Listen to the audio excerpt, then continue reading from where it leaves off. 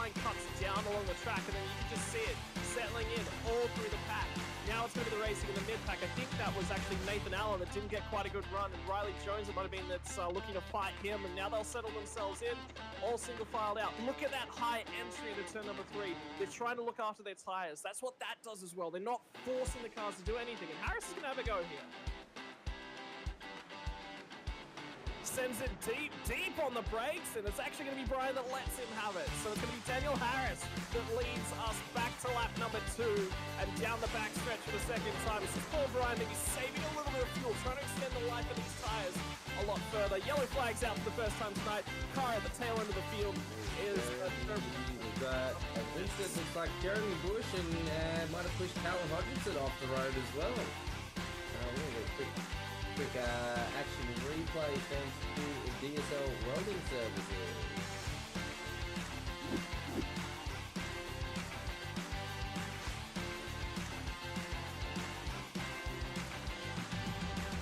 Oh! I don't think they knew they were 3 wide there. No, that has caused quite a decent crash. So did they make it through that first lap? They did. They survived the first lap. That's lap number 2 coming down into turn number 1 for lap number 2. So well done, guys. That's a great improvement over the first season, over the first round. That's who's inside. I'm actually curious. So we're 3 wide in the middle of the pack, trying to sort themselves out coming through there. Takers on pit lane.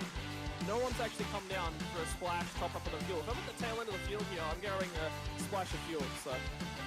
Oh, would you pull in now and get a bit of a splash and dash while you've got the time? I mean, there's no reason not to. You're already at the back end of the pack, so that's already where it is. So it's actually Miles Burgess that is actually on the inside of Jeremy Bush. And he actually wasn't there. He was sort of had his nose there. He got a lot of damage from lap number 1. So a lot of things have happened to Miles Burgess. Things haven't gone his way. No, definitely not. There was we saw about 4 or 5 guys get caught up in that little incident, which, you know, if it was further to the front of the pack, we probably could have had a complete and utter field wipeout with an incident like that. Bounce off the wall and straight back into the field, so tricky racing. It's actually really tricky to get these cars. So I went back and had a look at where the damage from Miles Burgess actually came from. It's not actually from the incident with Jeremy Bush. It's actually from the initial jump. So these cars, the trucks are very, very difficult to get rolling. Don't have a lot of traction initially. They can kick sideways. That looks like that's the case with Jeremy Bush. That's actually where the damage from Miles Burgess came from. He just sort of got a really, really good launch and wasn't really sure. He's actually ended up making contact with the rear bumper of Glenn McLeod. McLeod was having a great run. McLeod actually got loose actually off of turn 4 as well, so we checked up Jeremy Bush, and that's what enabled the overlap, because it looked like it was a really weird incident, sort of actually a multi-layered incident. This is something Racing Control's got to have a look at. Oh. Worth going back and have a quick look live on stream then? May as well. We've got a caution. That's the benefit. We do have a caution. We do have a caution. So we can probably have a look at the run here. Just if you a little bit. Yeah, have a look at Glenn McLeod is that blue car up ahead with the 84 on the side of it. Very loose, car's a little bit sideways coming on turn number 4. Jeremy Bush is trying to look after himself. Remember what I said, keep yourself alive into that late race. So he just checks up a little bit, Burgess gets underneath him. I don't think Bush expected him to be there, and that's just what it is. That is oval racing for you, isn't it?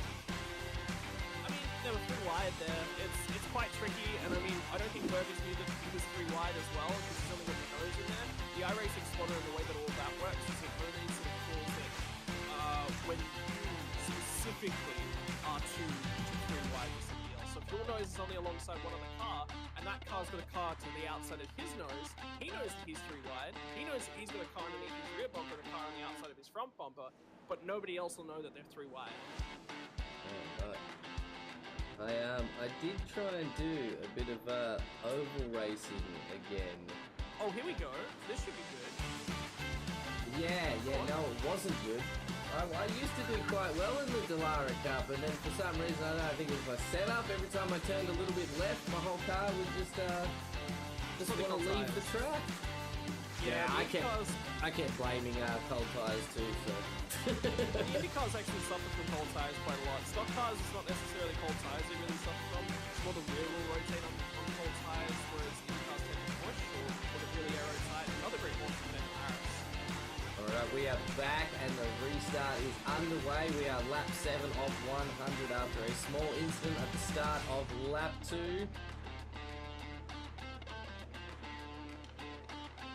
We're going to try and keep on board with as many of these cars as possible so we can see everything that's happening across the grid. Try and keep an eye on all the action tonight. We got cameras everywhere. We got them in the sky, man. That one's hanging off the bottom of the wind for sure. Oh, this is my favourite chopper cam. That's the fastest drone in existence. Fastest lap of the race, Daniel Harris is actually just on the 29.471. So remember what I said at the very beginning? You know, you want to look after these guys, you want to conserve them. Harris isn't. He's just going for it. He's a long way off the track. He's trying to make up for that quitting out on us last week, right? He must have heard the comments that you said, the things you said about him. But, you know, that's going to play on his mindset tonight. How does he set himself up? How does he approach the racing? I said to him, look, man, he come in and he asked me for a couple tips prior to the race tonight. And I said, look, it's all about tyre conservation. There's a slow car actually at the back end of the pack. I noticed somebody going backwards. Ladies and gentlemen, this is your captain speaking. You may have shown up here to the Sim Racing World Series to see your regularly scheduled circuit racing action. But tonight, the pilot's got other ideas. We've gone from Japan last week in the Twin Ring Motegi circuit to decide our inaugural season of the Sim Racing World NASCAR Trucks Series. We're here at Indianapolis. 2.5 miles. What is considered a super speedway in length and holds the greatest show on wheels and the fastest show on wheels when the Indy cars come to town. Now, it's time to see if the NASCAR Truck Series can put on a show just as good as the Indy 500. And with the points as tight as they are, you bet your ass you're in the right place for a broadcast tonight. My name is Scott Rankin, and alongside of me, Scott Rattlegun Rankin, as Chef Toddy coined the nickname last week, and alongside me is Nathan Shibby Howard. He's going to be in control of your cameras. Nathan, I've been doing math all week. I'm nervous for these guys, but how are you feeling tonight? I'm feeling pretty good, mate, but I don't know if you've heard, but math is bad for your health. It's terrible. I've been doing life wrong all these years. Yeah.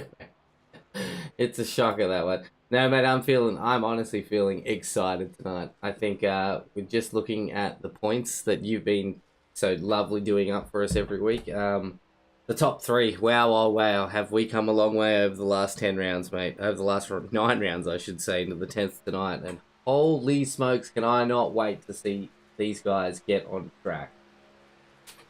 Well, qualifying is already underway. I've just had the privilege of joining these guys for the final time out on track in the practice session. Leon Williams is going to scrub the wall and have to abort a qualifying round. No, he's going to keep on going. So that is something you won't see a lot of tonight successfully. Scrubbing that wall, that is going to mean death to your car, death to your right side tires, death to the levels of downforce, and ultimately, like you're dragging a big old parachute along down the straightaway. 4 turns tonight.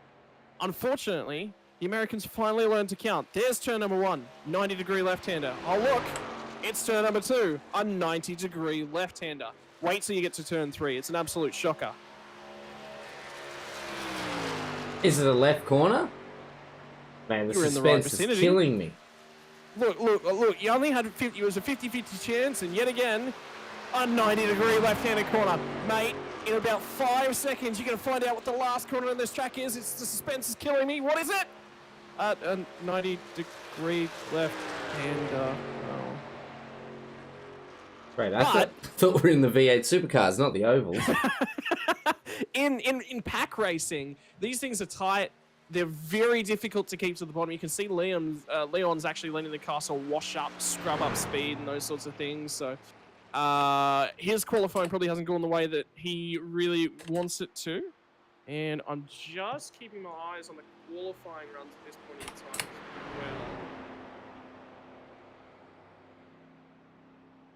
as well. Well, these guys have found some time. These guys have absolutely found some time. Tom Neal topped the qualifying, top practice session with a 52.947. Guess who's just gone out there and said, you know what? I don't think that's good enough. Let's go faster. The tyres tend to only last one lap around here, so he's used off the best of those tyres already, and he's missed the bottom of the course. So you've got to get your left side tyres beneath that white line to have a chance of running the perfect lap. He's a fair bit further up the surface. Now that's great for tyre longevity, and that's why he's looking to do a practice pit lane entry. His last opportunity to do a dress rehearsal for tonight. I wonder how many guys up and down the field are going to be doing the same. And if you're chomping at the bit out there to talk about points, don't worry, they're coming. We've just got a minute to go and we'll be into the grid. We'll get underway with the race. We'll discuss the point scenario because it is critical. We are about to go into NASCAR nuclear meltdown in terms of maths and numbers because guess what? I've managed to count.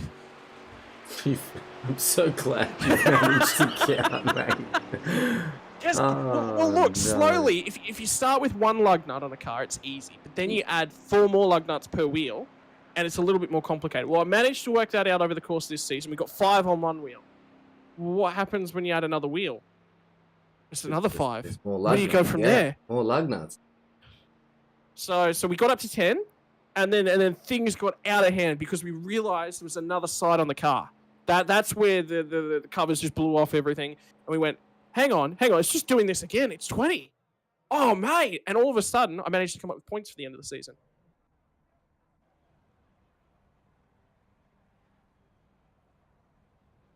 All right, that's qualifying. Done. And the first time that we've actually seen Tom Neal. Tom Neal's had some phenomenal qualifying performances so far this season, and this week he will chalk up another one. A 52.844 sets him off from the inside of the front row. He'll actually be on the left, so reverse that grid as you see it on your screen. He'll be off the left side of the front row, the inside line. Alongside of him, in his best qualifying performance so far to date, will be Nathan Allen, only 0.05 of a second further back. Hayden Norris is going to be off the second row of the grid, and that is critical for the Riot Sim Racing driver. That is absolutely season potentially building. Can he win this thing off the second row of the grid? We'll find out. The 2 championship rivals, though they're 1 row behind. But before we get there, Matthew Scholes is alongside his Riot Sim Racing teammate. Only 8,000 separate the second row of the grid. 2,000s back to Braden Martin in P5. P number 1 in the championship. A second or better will win him a championship. Can he win a championship without winning a round? We'll find that out later on. Paul Bryan off of his outside. So that's your top 3 there in an L shape. P3, P5, P6. That is the 3 that can win this thing. Gary Redcliffe, P7. Luke Georgian, another strong qualifying performance for the After Dark Sim Racing driver. Riley Jones from Man Up Sim Racing. Glenn McLeod rounding out your top 10. Then we throw it back to Jeremy Bush in P11, Leon Williams P12, Darren Parmenter, George Minus. Well, good luck, George. He's had a here nor there season. It's been a little bit of everything. He's going to line up in front of John McHenry and Evan Horswell. Peter Morris is going to be drinking off the sippometer from 17th on the grid, followed by Aaron Hayden. You'll see my name there on the screen. Scott Rankin, Team SRW, did not qualify, not running the race. So I was out here to turn some practice laps, have some fun. But Dylan DeBono will be joining the grid. He will start off the rear row of the grid. And they are about to fire off. And this is it. This is the last time we'll do a formation lap. This is what we spent 10 weeks getting to. 10 excruciating weeks of tricky, hard racing that these guys have had to put everything they know about racing aside and pick up an entirely new craft. And the cream always rises to the top, Nate.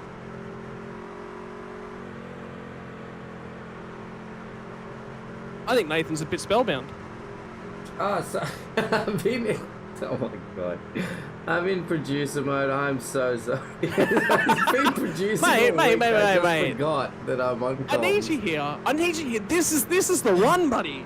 This is the one we've been looking forward to. You've told me, right? You've told me. I've been excited. That's it.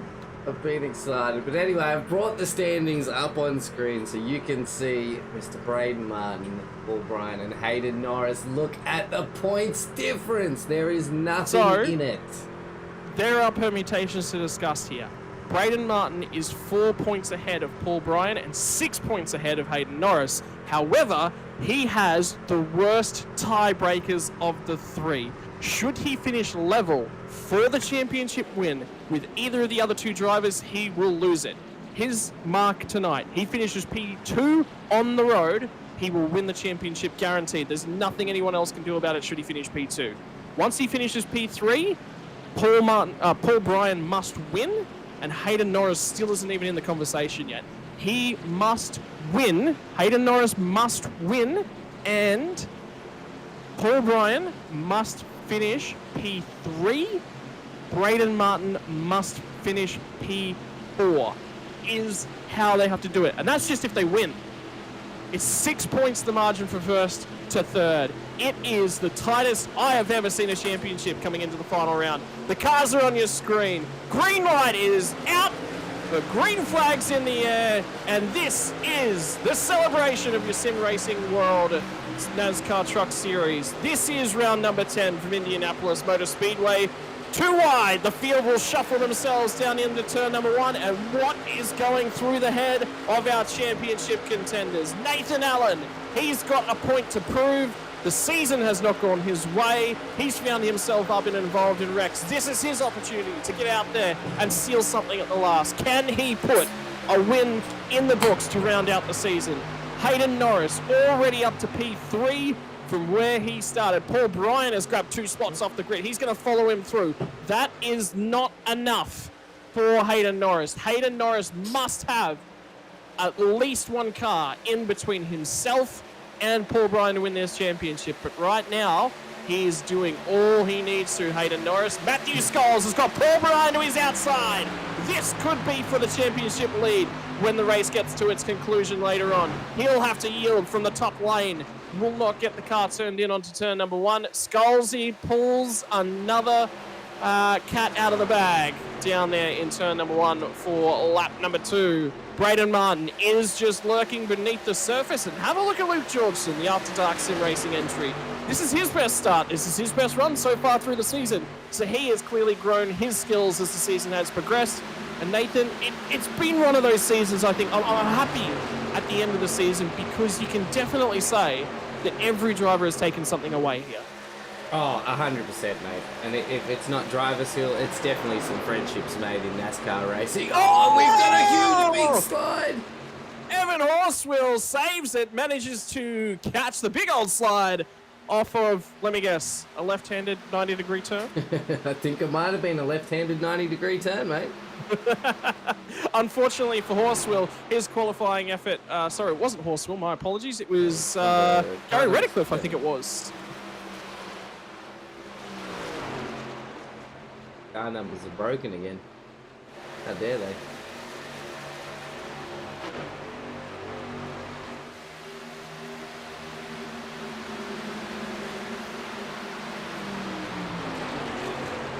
We got there eventually, Nathan.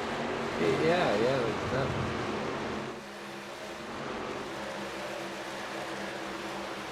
Locked On Lads entries have been doing exceptionally so far through the season, and tonight we start off a little bit of a celebration, one of the league's own, and one of the Locked On Lads entries cars. Unfortunately, John McHenry has decided that he will be stepping down from the administration team come the end of the week.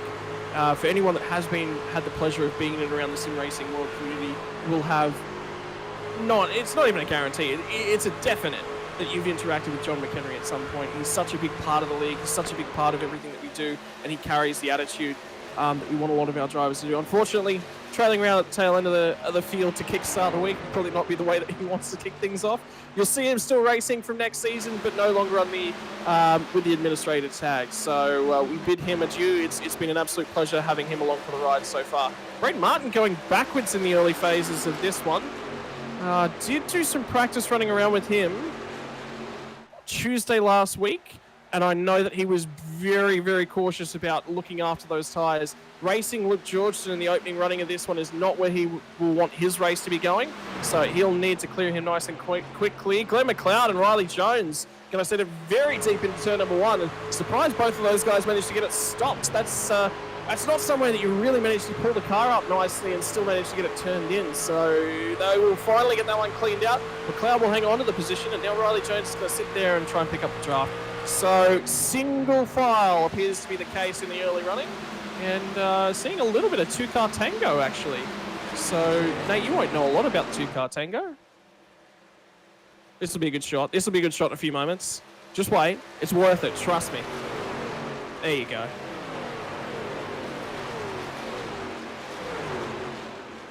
Oh, De Bono nearly up and into the outside barrier. Nate, if you disappeared on me again, you're having fun with those cameras again. No, I'm.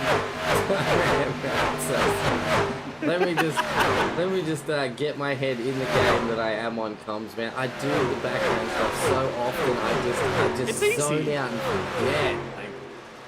Oh no, and it's the championship round. I'm supposed to be super excited and pumped and bounce off each other and have a lot of fun with it. And here I am just. Yes, I'm sure Scotty said something then. Are you still on holiday back in Japan after the end of last week? That must be one too many Asahis, I think. Well, I'll tell you what, if Braden Martin finishes, you know what, we'll just extend that out to the championship winner. The thing at Indianapolis, you win at Indianapolis, you drink yourself a pitcher of milk. So did you bring the milk? Because I think I forgot the memo. I don't think they want the milk that I brought. It's been sitting out in the sun for a couple of days. Oh, that's quality milk. Don't waste good milk. Yeah, don't waste it. We've had a lot of people in the comments in our chat. Multiple cars into the barrier. Dylan De Bono It's going to be Leon Williams and De Bono both. So cars already getting really tight up on that right front corner. We saw Leon Williams scrape the barrier during qualifying. And this is the difficulty now for Darren Parmenter, is that the high line is where the momentum is. So he's going to struggle to get clear by the time they get down here. Eventually, he's still there. Leon Williams is still sitting around from the top rope. So De Bono is going to line him up as well. So hasn't pulled the car up nice and clean. He finally recovers it. Might get to slot back in behind De Bono. De Bono is going to grab a bit of curb. A bit of grass on the inside to go with it. Yep. With Jeremy Bush right on his tail. Looked like they were starting to push away there, and then all of a sudden Jeremy Bush had the chance to close that gap down. I want to see them go 3 wide, Scott. What's going to happen if they go 3 wide? Well, actually, forget that. Right now, I'm just doing championship permutations. Right, so Hayden Norris has moved past Nathan Allen. At this stage, Hayden Norris would win the championship. If Paul Bryan makes this overtake, Paul Bryan is now leading the championship. That you're going to see that seesaw all night long. Wait, I'm excited. I didn't expect it to be this close. I thought we'd have a runaway at this point in time, but it's never been that way. No, it's always been very close. I think for the first couple of races, we broke the packs a little bit, but once these guys started to get into the groove and really started to feel out what NASCAR racing really is, the quality of driving just improved tenfold every single race across the field. Well, it's been a success. SRW will be having an oval series again next season. Whether or not it'll be the trucks is still yet to be decided. I've got to sit down and have a little bit of discussion to the drivers and say, hey, look, these things can be a pig to drive. They're very tight. They generally be in pack racing. We're not kind of seeing that. Do you just want to see a more skill-style driving set, in which case we'll probably move to the Xfinity car, or do you want to see they're a difficult car to drive? The rear end on them can be a fair bit taily at some tracks. Do we want to see perhaps maybe a little bit more shorter course racing, in which case we'll go back to the Arca Menard series, which is the introductory. So you've got your street stocks, which are a rookie car, they're a free car, and then sort of the first cars you buy is probably going to be the Arca Menard series. And they drive funny. They're not straight, those cars. They are actually built very offset, so that will be an interesting little tale. So Nathan Allen's tyres have gone... Oh, big wreck on the way into turn number 1. It's Gary Redcliffe's facing the wrong way, nearly comes back down the track and collects another car on the way through, and it was actually John McHenry he nearly ended up collecting on the way through. So the whole field will get their first opportunity for who is going to play strategy chicken. Nathan, would you drive at a car coming the other way at you? You probably wouldn't. Yeah. But yeah. Do you stay out or do you come in? That's strategy chicken. It's a little bit different, a little bit safer. just want to give a huge shout out to everybody who's joined us tonight for the championship round. Got a few things in the chat. Want to give a shout out to David Nash for dropping in again. Todd Thorburn for dropping in. We've got ZK1 always dropping in. He said SRW TV, iRacing, NASCAR, Indianapolis. It's going to be one of the best breakfasts in my life. So he is definitely excited about it. He's also congratulated us for hitting 200 subscribers. So again, thank you for everybody out there watching and helping support us as we did hit the big 200 on YouTube Sunday night. That was yesterday, last night. Yeah, that's correct. All right, let's see if I can... That's fantastic. Look at what we've managed to achieve. Oh, okay. So there was 2 cars involved here.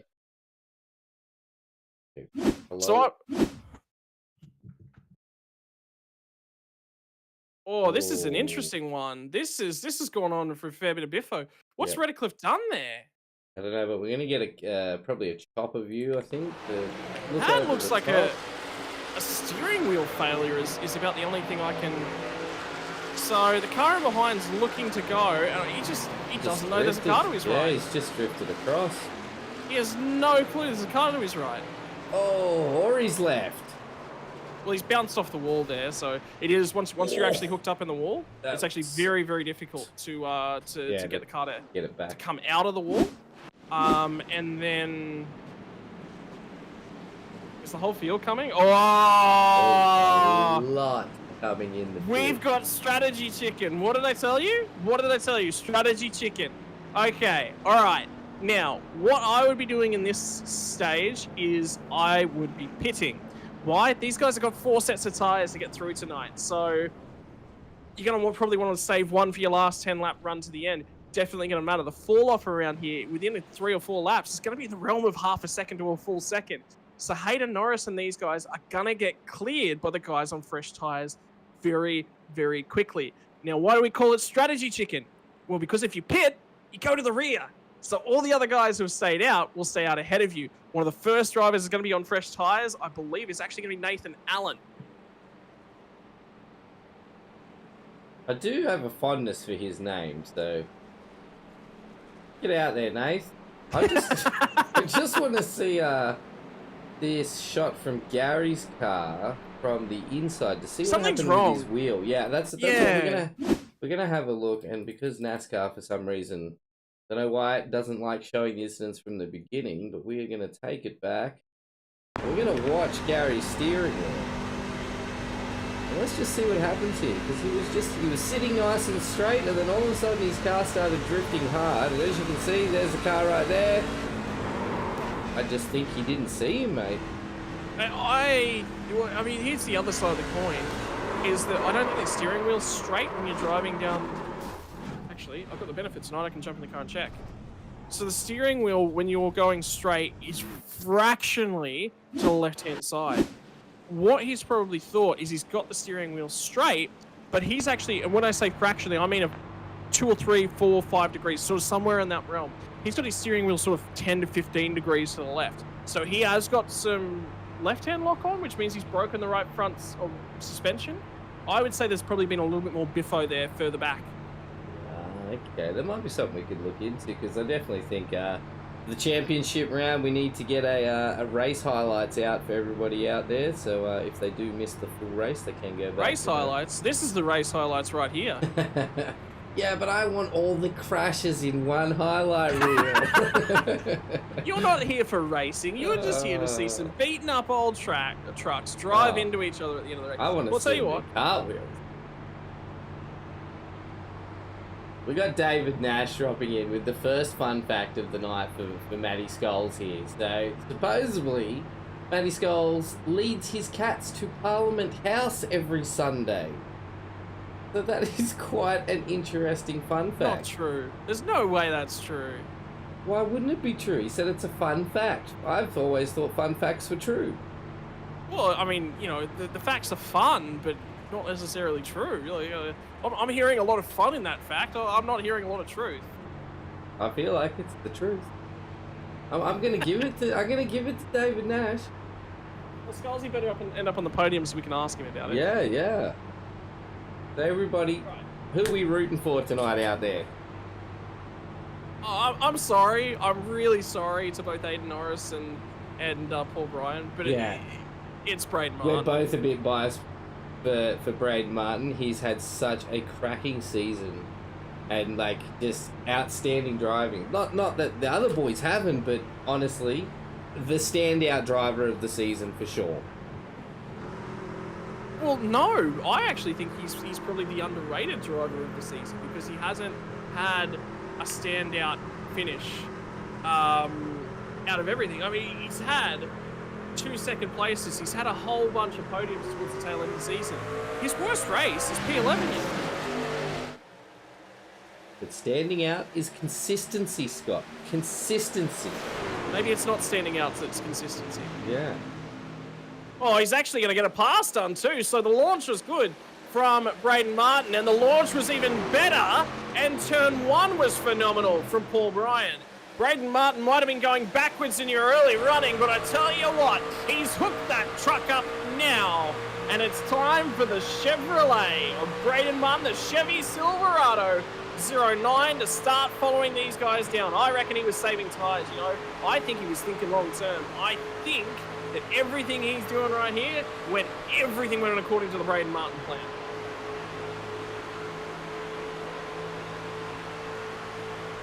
Now, Hayden Norris, how does he respond? Does he suddenly just go dive bombing back in, or is he keen to sit here, save some fuel, save some tyre, and let Paul Bryan lead some laps? Because Bryan was saving some tyre in the early running as well, but Bryan managed to grab 2 spots on the opening lap and even past Braden Martin. Don't forget to keep your eyes further back in the pack. Your lead car now that's just taken fresh tyres is Dylan DeBono as he makes his way past the 69 machine of George Minus. George Minus starting to fall off through traffic. There's going to be a whole host of cars that will be trying to shuffle their way past him, which you can see on your screen now. Nearly getting to the point where we're 3 wide as Nathan Allen tries to line up a move. George is in trouble in terms of... He hasn't got the rubber underneath him, and Nathan will get that move as well as Glenn McLeod, so he's starting to go backwards. So DeBono now on a charge, already underneath the rear wing of the next car up the road, which will be Riley Jones. He's got a huge run now coming down the front straightaway, so DeBono's here to spoil the championship party. And indeed, party spoiled for Riley Jones, as he'll start to drop back a little bit further. Has track position been enough so far? Have they been able to clear out and get far enough down the road before the tyres start to normalise? I can tell you, there's a penalty at the tail end of the field as well for Gary Redcliffe, who's had to come back down to pit lane. No. He got a penalty for it. Could be speeding on pit lane. Could be overtaking a car on the inside. Could be a host of things. Yeah, speeding in pit lane definitely is us coming through the rookies got me quite a few times until I worked out you can set a pit limiter. Crisscross. Here it's going to come now towards the bottom side of the track. I think that might be... it is one of the men up sim racing cars on the lead. So they're starting to get a little bit of a move on. Is that Riley Jones having another go back at these guys? Might have got past. Might not be enough. So he will start to respond as well. What is going on in the chat out there? All right, we've got Kevy Mack joining us as well tonight. Thanks so much, Kevy.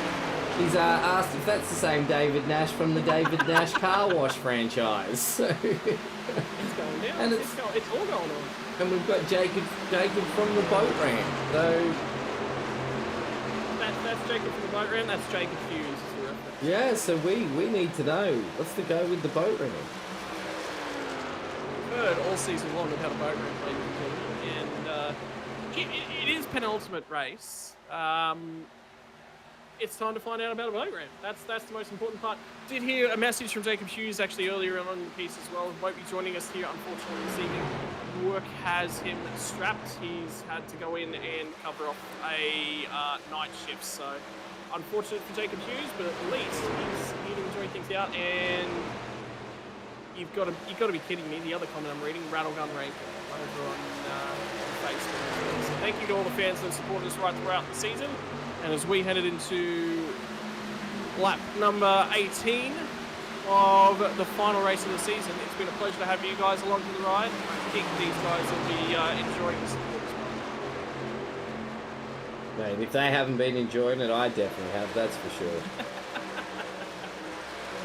Right, De Bono. Let's talk about rubber at this point in time. Dylan De Bono from the rear of the grid is now up to P number 5 and closing in on the man that leads his cat to Parliament House on a Sunday. He's going to be sending it down the inside very, very shortly. But in the meantime, Riley Jones was on your screen battling away with Nathan Allen. And wouldn't you know it, that's actually a battle of older tyres. So if Riley Jones can continue to hang on, that says that the fresh rubber is not quite there as of yet. So groove on the track is not firmly laid down yet.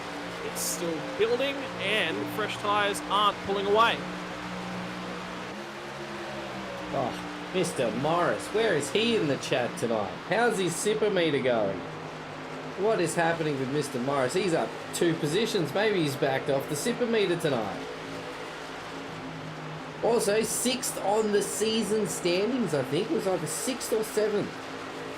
What an absolute run he's had this season. I'll tell you what, that has been a good run. And, well, if he can finish 2 points better off than Jeremy Bush here tonight as well, he'll actually climb to 5th in the final standings. It is 18 points further up the road to Glenn McLeod. So that one's a little bit out of the question, but we do have battles for minor places going on. P5 in the championship standings. Get it out in the chat. Do you think Super Meter Morris will make his way onto the podium, or Locked On Lads will manage to get 2 cars into the top 5? That's the big question for the guys running a little bit further down.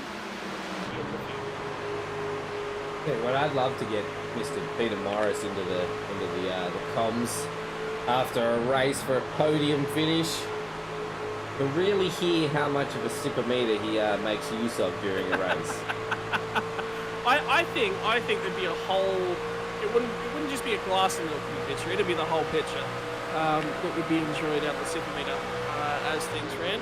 Keeping an eye on lap times at this point in time. 54.675 last time by for Hayden Norris. Ran identical lap times to Braden Martin as well. And Braden Martin, I believe, may have just got that move done for P number 2. So he's going to set his sights up the road. Paul Bryan is trying his best to break the toe at this point in time. Riley Jones might be out of fuel, might be out of tyres. He's coming back down to the pit lane. Paul Bryan is out of fuel. Your first green flag stops of the evening. Pit lane is the NASCAR pit lane here. You might have seen Indy cars pit at the Indianapolis Oval. They'll go a long way into the pit lane before they actually start to slow down.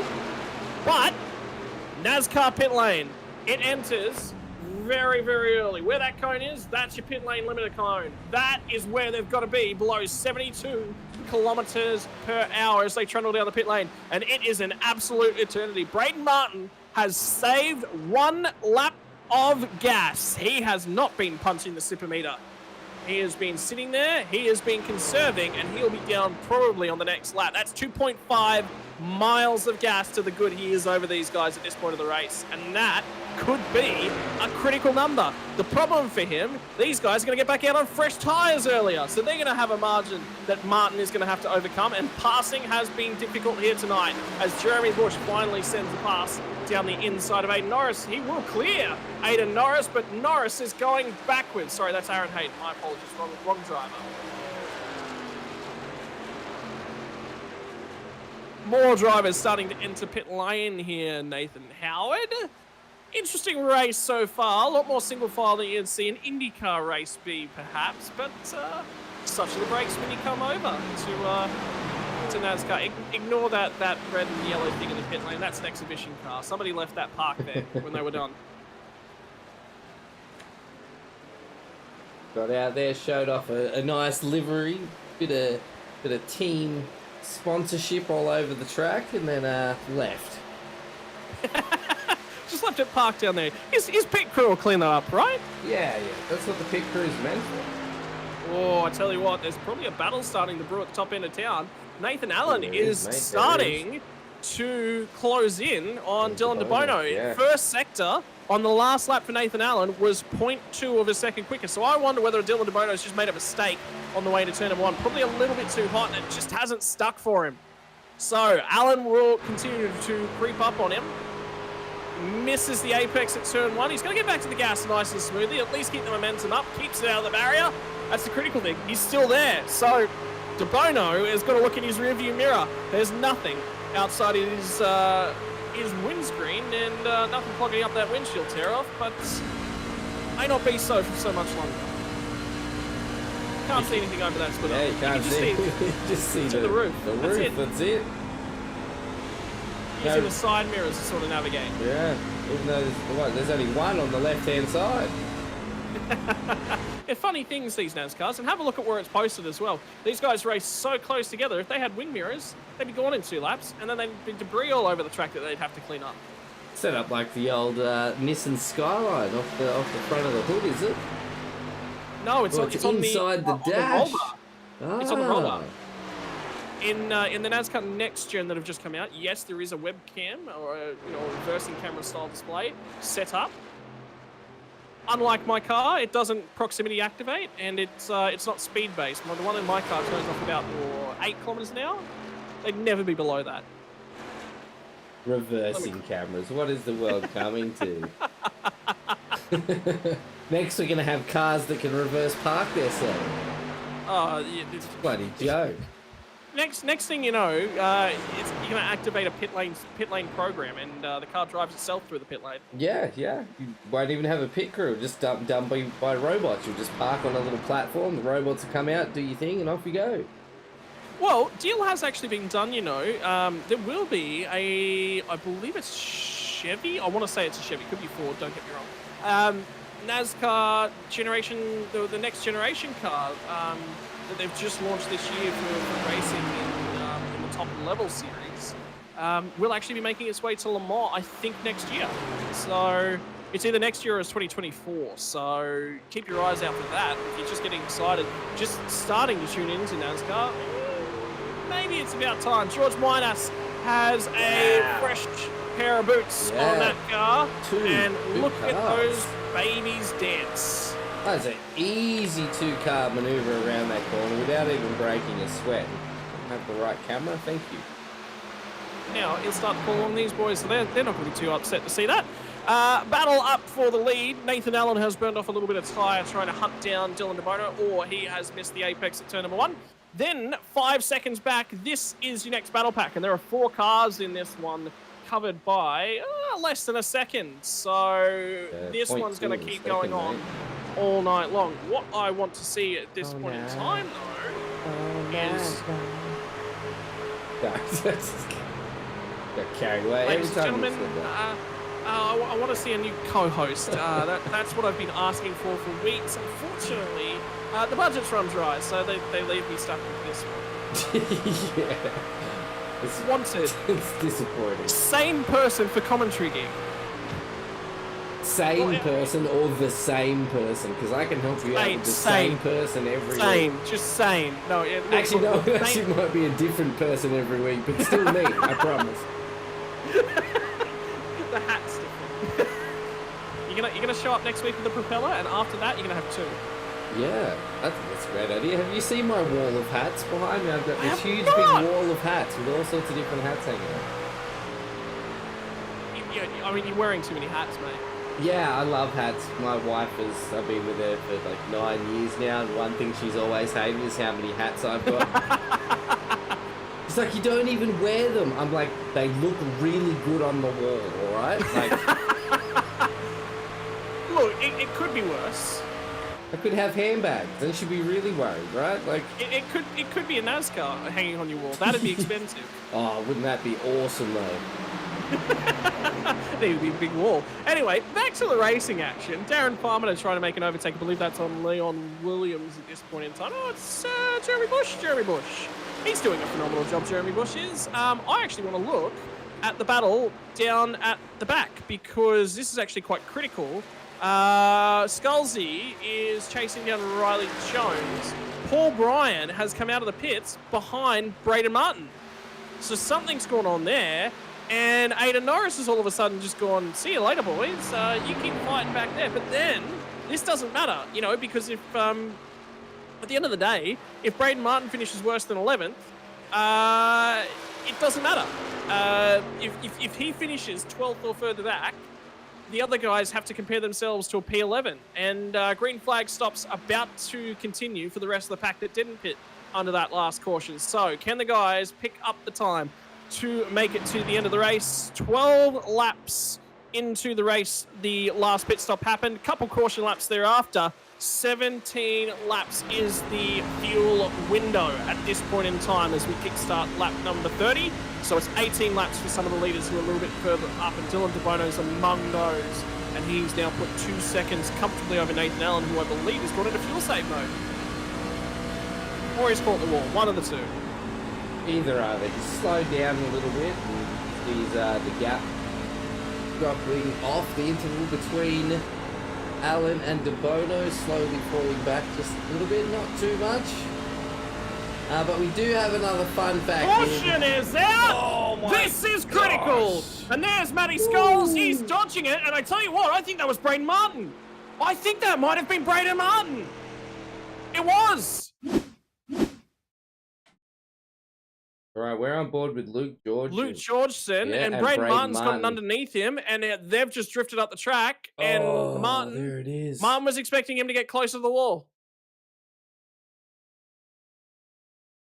And he spun into the pit lane. Oh, nearly. He spun into the pit Oh, my lane. So because he's crossed the left side of that cone, he's gotten himself a penalty. Now, the way that this works is that because that is a spin, he will have that cleared. Oh, so as he was spinning, we can see, yeah, right, he has. He's gone into the pit, past the pit lane markers. Oh, man, that was extremely so close. that's been the rule. That's been the rule all season long, is if people spin into the pits or they take avoiding action to avoid a wreck. There was a whole bunch of that at Daytona that we did clear black flags for. This is a continuation of that. His engine's fried. His engine's fried. Martin's engine, well, after a big spin like that and the way the nose of the car bounced off the wall. Did he? He's towed. He has towed the car back to pit lane.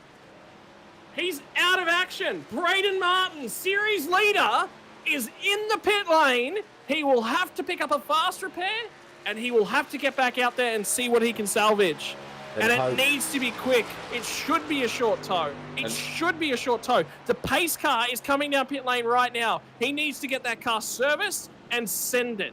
And the reason to send it is I would take the fast repair and get out of that lane before the safety car comes by. If he lets the safety car by, he goes 2 laps down. He is never going to get a lucky dog from there. Never. Oh, he's still sitting there, mate, with a lot of smoke. He's done. He's done. He's 2 laps down. No, Braden. Not like this, Braden. The series leader. Halfway through. We're just about halfway through the championship race. Oh, his car's finally been repaired. And he's heading out onto the track. He does get it out there, so that's the critical factor. He will get it back out on track. He will sit at 2 laps down. Half the field have managed to maintain their lap back. Gary Redcliffe is now the only car at 1 lap down. If another caution falls, Redcliffe gets a lap back. Braden Martin will stay out in that instance every day of the week. Oh my gosh, this is intense. And then the next thing, all I need to have a heart attack tonight is going to be NASCAR overtime. Are you kidding? NASCAR? Oh. No, well, I'm now thinking about it. It may be, Mate, championship if Braden round. wants to win this championship, he's going to have to rely on NASCAR overtime. Just Now, the accidentally side bumps- benefit of this is we've only taken 1 set of tyres for most of for a fair chunk of these cars. The guys that came down on lap 12 would have taken tyres. They've now taken their second set of tyres, and I think they've only got 1 more set of tyres to the end of the race. The guys that stayed out under the caution, under that first caution, and were forced to take their first stop under green flag conditions, will actually have a set of tyres left over. And that is where your championship drivers are sitting. So Hayden Norris and Paul Bryan and Braden Martin will have a set of tyres that they've just used under this caution, for sure. Wow, maybe not. They've only just come out on those tires. Wow. They didn't pit. They didn't pit, no. They didn't pit. This is going to be extremely interesting. And Martin's going to be shuffled to the rear end of this field. And this is going to feel like hell.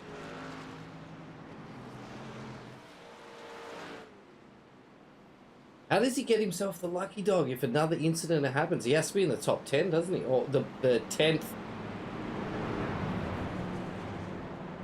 The 10th My or the word. 11th. So right now, Luke Georgeson and Gary Redcliffe are both at 1 lap down. Braden Martin needs to find a way back to 1 lap down. I feel really biased about wanting to cheer Braden on so much. Well, I mean, it's an underdog story now, isn't it? It is now. Oh, yeah. But remember, the second side of this coin is, should the worst happen to Hayden Norris and Paul Bryan, he has the best drop round of the lot of them. So for the other guys, Yes. the other guys, their drop round is like a P18. For him, it's P11. So anything further than P11, it still counts his drop round, and this round becomes his drop round. So it will get reset. Now we're looking at comparing. They must finish, for Hayden Norris, he must finish 6 points ahead of P11, which would be P5. And for Paul Bryan, it must be P7. That's just to beat Braden Martin where he is. Pace car's going to dive off. Championship has been implicated. Things have changed. The script is still being written. And Hayden Norris will lead us back to green. And that is your series leader right now. If the pass happens on the way into turn number 1, we'll see how this goes. We will see how this goes.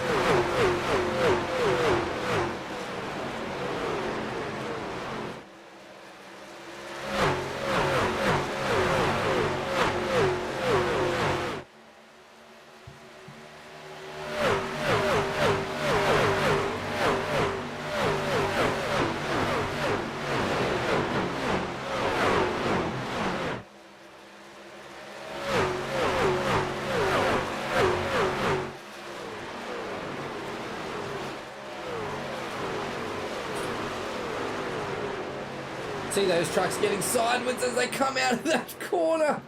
The exit of turn 4. Holy smokes. You're lost, mate. I hope you're at home and you're sitting down and holding on tight, because it looks like these boys are going to start putting on a big show.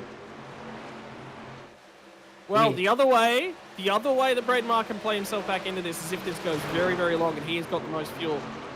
Wow. I mean, even then, I don't think it's enough. He's going to...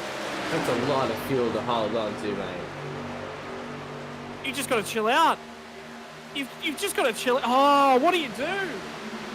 I don't know, mate. You're Scotty Rankin, all things oval Rankin, so I'd just like to give a huge shout out to everybody for joining us tonight. Thank you so much, and thank you so much for supporting the NASCAR Trucks and all of Sim Racing World throughout Season 2. If you haven't already, please hit that like button if you are enjoying tonight's broadcast. Make sure you subscribe and follow all our socials so you don't miss out on anything. And again, huge shout out to our major sponsors, DSL Welding, DragonRC, and the Promo Dept. Well, back to the action, and Darren Palmer is going to send a nice big old move up the inside of Riley Jones. So tyre strategy has been shuffled right throughout the pit lane order at this point in time. Hayden Norris, your race leader, currently will be leading the championship by 1 point at this point in time. Paul Bryan will be sitting in P2 in the championship. So keep your eyes on those two. The script has not finished being written. Braden Martin at this stage written all but out of it. He needs his competition to find the barriers somewhere. A caution needs to be triggered. Multiple cautions need to be triggered. But this is NASCAR, baby. We had a win written in the books a few weeks back for Mr. And my mind's gone blank. Is it Darren? No. Pulse Racing Team entry. Oh, God, man. It's championship night. I'm not focused on that. Isn't it Paul Bryan? No, it wasn't Paul Bryan. Paul Bryan's man up sim race. Oh, man, okay. God. On the podium win until NASCAR overtime. Grant Matterford, that's the one. I can't believe we forgot that. That was one insane race. Actually, Grant is not with us tonight. He is not. Could not make the show. Lockie Capel said he was going to be here tonight as well. He said he wouldn't miss the championship finale for anything. Well, apparently anything's happened. Oh, car of the barrier. That is Riley Jones. That is what exactly Braden Martin would like to see. A little bit more of that, please. But it's going to have to be a lot more of that. I have noticed the last couple of laps, though, Scotty, the back end of those trucks are really starting to step out a little bit more, especially, there you go again, he's into the wall again. The back end of the truck is just starting to get away as some of these guys, as their tires start to drop off, and another car in the background. I don't know who that Riley was. Jones. It was Riley Jones. No, it was Nathan Allen. So he has got hot rear tires, and they have not cooled themselves down. He's got to chill out in that car. And if there's something that is difficult to do in these cars, in this type of racing, it's to cool that thing off. And to hold on to the rear once it lets go.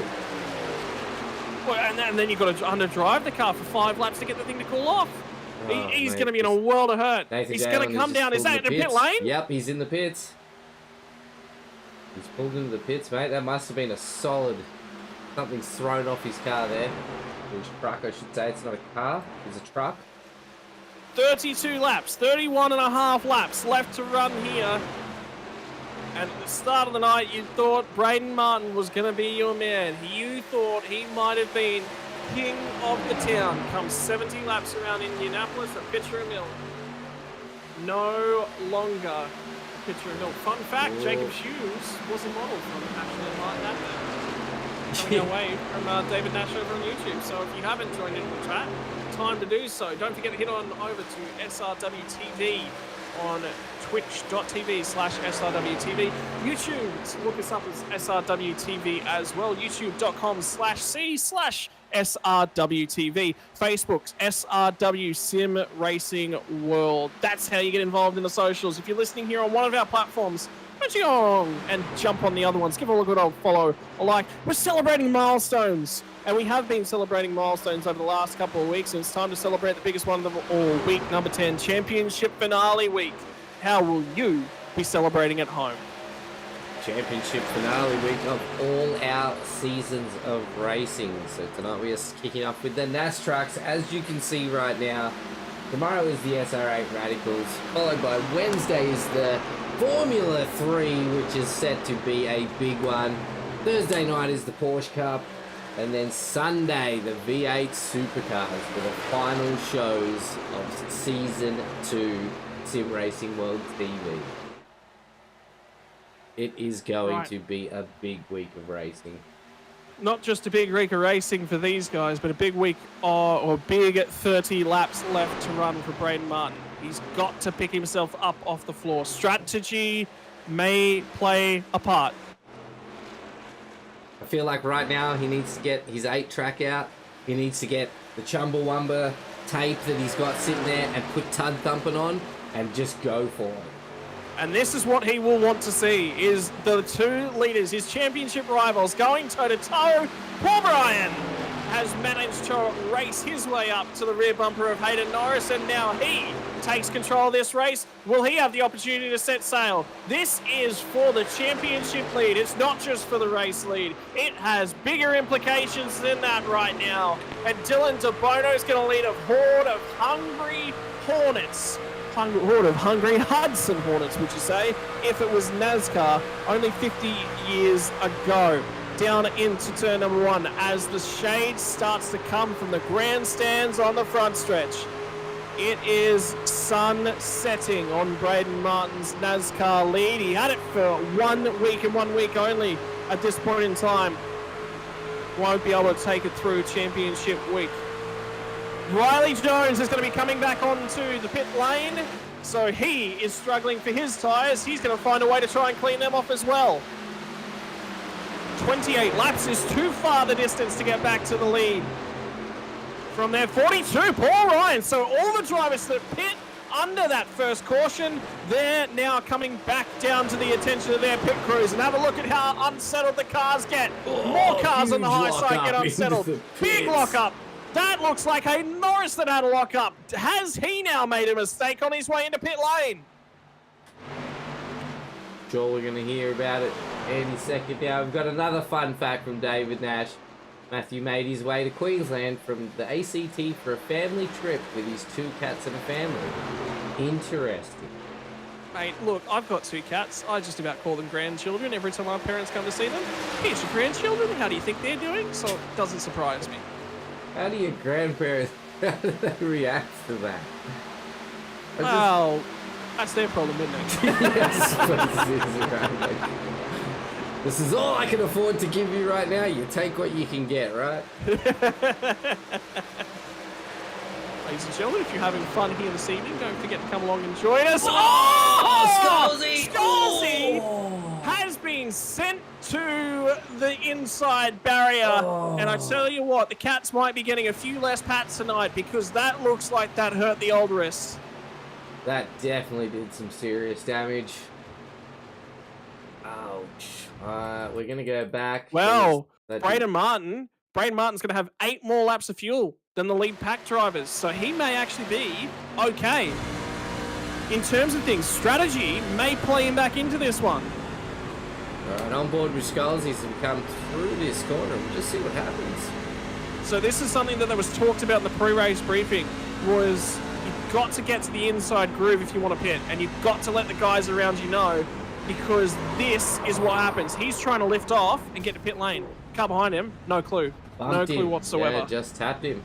No, as we've discussed, no brakes on these cars. Nobody knows what you're doing. Well, no Hayden Norris. No, I got excited then. There's a car exiting pit lane. It's Matthew Skulls. It looks like Hayden Norris. They are teammates, but I thought that was Hayden Norris coming back to the attention of his pit crew. He was right underneath the rear bumper of Paul Bryan when he came down to pit lane. He has lost 6 seconds to Paul Bryan, nearly 7 seconds to Paul Bryan in that pit stop. So the Bryan pit cycle has been phenomenal. Braden Martin pulled himself out of that 2-lap deficit. Deficit? No, he's still 2 laps down. He's still 2 laps down. It is 1 minute and 1 second back to Gary Reddickcliffe ahead of him. I can see that. Hayden Norris is strapped on a fresh pair of boots. He's gone out and set the fastest lap of the race with a 52.749. That is draft assisted. That is a stonking lap time. That's quicker than these guys have set during qualifying. He says, you know what, boys? I want to win this championship. And he's going to have to set the world alight to make it so. But now, I've just had to think pop up. So Jeremy Bush has had a crash. We've had another off run. This is the same sort of thing. Just let go as he's come around the corner. And let's find out. Nope. So he's too heavy in the gas. Wall. Oh, that's some big nose damage.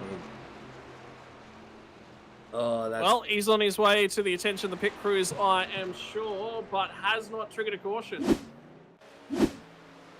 They're saving it. They're saving it for NASCAR overtime. We know it. You guys out there know it. That's what we want to see. 2-lap sprint to the finish. You know what I'd like to see? A second attempt. I want to see that go the whole hog, Scott. I want to see it go the whole hog where it doesn't matter if the car's on the roof or on its wheels. As long as it goes over the line, it wins. That's how I think the championship round should be finished. An all-out sprint to the finish. Well, in 25 laps, we're going to have a championship decided. The remainder of the field are starting their cycle of pit stops. We are too far to make this to the end of the race. Has Braden Martin left as much as he possibly can in the tank? And I tell you what, he's lagging a long way back off the pack, so he is fuel saving. That is fuel saving. That's the only thing that can possibly be. He is going to stretch this as long as he physically can. If he does it, he gets back to 1 lap down. A caution happens in the middle of this pit cycle. He is back on the lead lap. We've got positive vibes going out there. Positive vibes.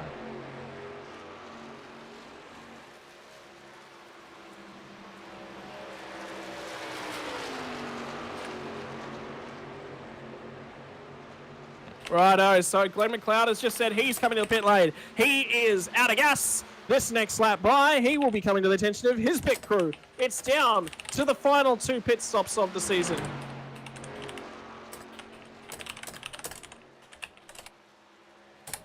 Oh, gosh. Oh, no. I want to hear some rattlegun chants. Can anyone come up with formats in the chat that are going to sound like a rattlegun if it was read out on text-to-speech? How do you guys think you'd type the sounds of a rattlegun as these guys, the pit crews? I believe you actually got some action shots of them earlier in the evening too.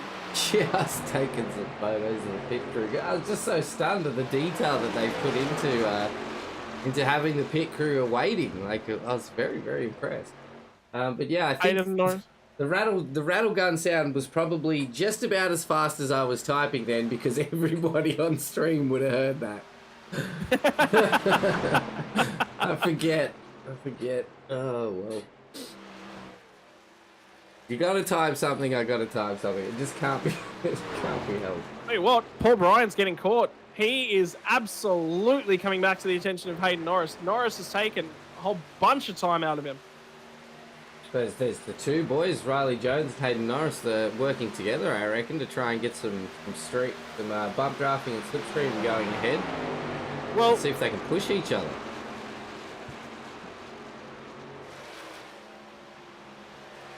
That actually didn't work out in Hayden's favour. Slightly. But the thing is, he lost so much time on pit road.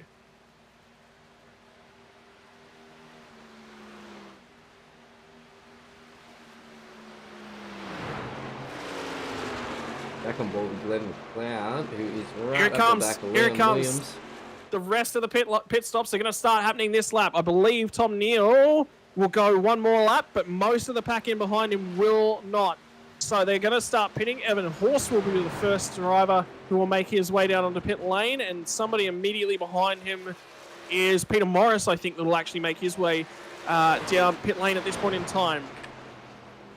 Braden Martin is on his way into the pits. Yep. So he has had to come. It is 20 laps to the end of the race from here. Can they make it? I don't think they can. Is fuel going to be a consideration? Is someone going to run out of fuel? Right now, if you're on the Braden Martin fan squad, he needs a caution, and the track is spread out. There are no cars fighting each other on the racing surface at this point in time. The closest to are Hayden Norris and Riley Jones. So it's Paul Bryan who stands atop the rostrum at this point in time. Will he still be the man in 20 laps time? Really felt like saying only time will tell, and then I decided against it because I was like, Scotty just said time way too many times, and I was like, no, don't say it again, Jimmy. Do you know what? If things finish exactly as they are right now, we'd have a dead heat. We would have a dead heat what between. What happens then? What do we do? It goes. We're going to go cars style, and we're going to go 3 cars race each other. Round a dirt track in reverse, right? I'm sure that's how they did it in Cars. The literally in R, the reverse gear. Yeah. Not going forwards. No. Cars driving backwards around a dirt track. Oh yes. That is something that would happen in the Saturday Night Mayhems. It used to happen a lot. You get guys just doing the tracks backwards for shits and giggles. Fun fact, when iRacing servers expire, once the last car has crossed the finish line and taken the checkered flag, the rules no longer apply. Yeah, that's correct. Yeah, you can stay out there until you blow your car up. Or run out of fuel, and even then you can come back down for a little bit of service. I've actually raced Mazdas. You set a server up for 5 minutes, you go out, you race for 5 minutes, then at the end of the 5 minutes, everyone parks at turn 1, and then you all turn around, grid it up, and go backwards. the way to do it. Honestly, I miss. Did you ever play any of those racing games where it'd invert all the corners on the track or mirror image them or yeah, reverse so you the can track? pick a reverse track of what you just raced. Yeah, I think. Can we do that? Oh, iRacing. I that. want to race Right around a whole turn. bunch of these tracks. Right turn ovals. Yeah, what a great idea. We'll get on to the developers of iRacing straight away, Scotty, and we'll hit them up about that. That could be really interesting. Final cars to pit are now completing their pit stop cycle, so Dylan DeBono will come to the attention of his crew chief. However, Tom Neal, I think he is no longer in the lead. So Paul Bryan is effective race leader. However, the biggest issue for Paul Bryan is he has the most amount of fuel to fill the car up. If you were to freeze the race the next time he crosses the start-finish line, he won't be P1, he'll be P3. P2, because of where the car's pit bays are stationed. And I think somebody may have got a pit lane speeding penalty. There was some big lockups when the last group came through. So would not surprise me. Hayden Norris is done. He's gone. Oh no, he's come back to the pit lane. He's come back for his last set of tyres. So he has gone in the complete opposite direction. He was going backwards out on track. He was caught behind Riley Jones. So he has thrown the dummy and he's gone, you know what? I'm going to pit early. I'm going to go the opposite way. The only way I win this race is if I slap a fresh set of sticker tyres on and I go as hard as I possibly can. Now, the thing is, for Hayden Norris, if we see another caution, it's over. So this is all the eggs in one basket for Hayden Norris. Can he make it stick? Braden Martin, I'm sorry, man. It's time to abandon the Braden Martin ship. There's not enough laps left in the server for him to get his lap back and win. But let's not be too negative. It could happen. There could be a huge wreck and take out 16 cars, and then he's a shoo-in. Forget that. We get a caution that shuffles this field up. Hayden Norris is now a non-contender. So that's critical. Hayden Norris finishes 7th or worse, he cannot win the championship. Sorry, I think it's even worse than that. I think he must finish 6th. Yeah. Must finish 6th or 5th to win the championship. If Paul Bryan pits early and tries to cover him off, this all plays back into Braden Martin's hands. So what we need to see now is a caution after Paul Bryan has pitted.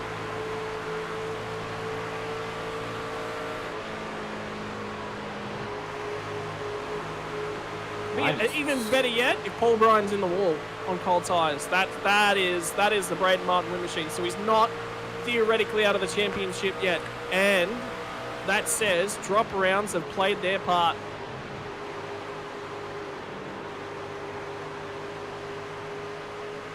He mathematically has scored the most points out of everyone in this championship.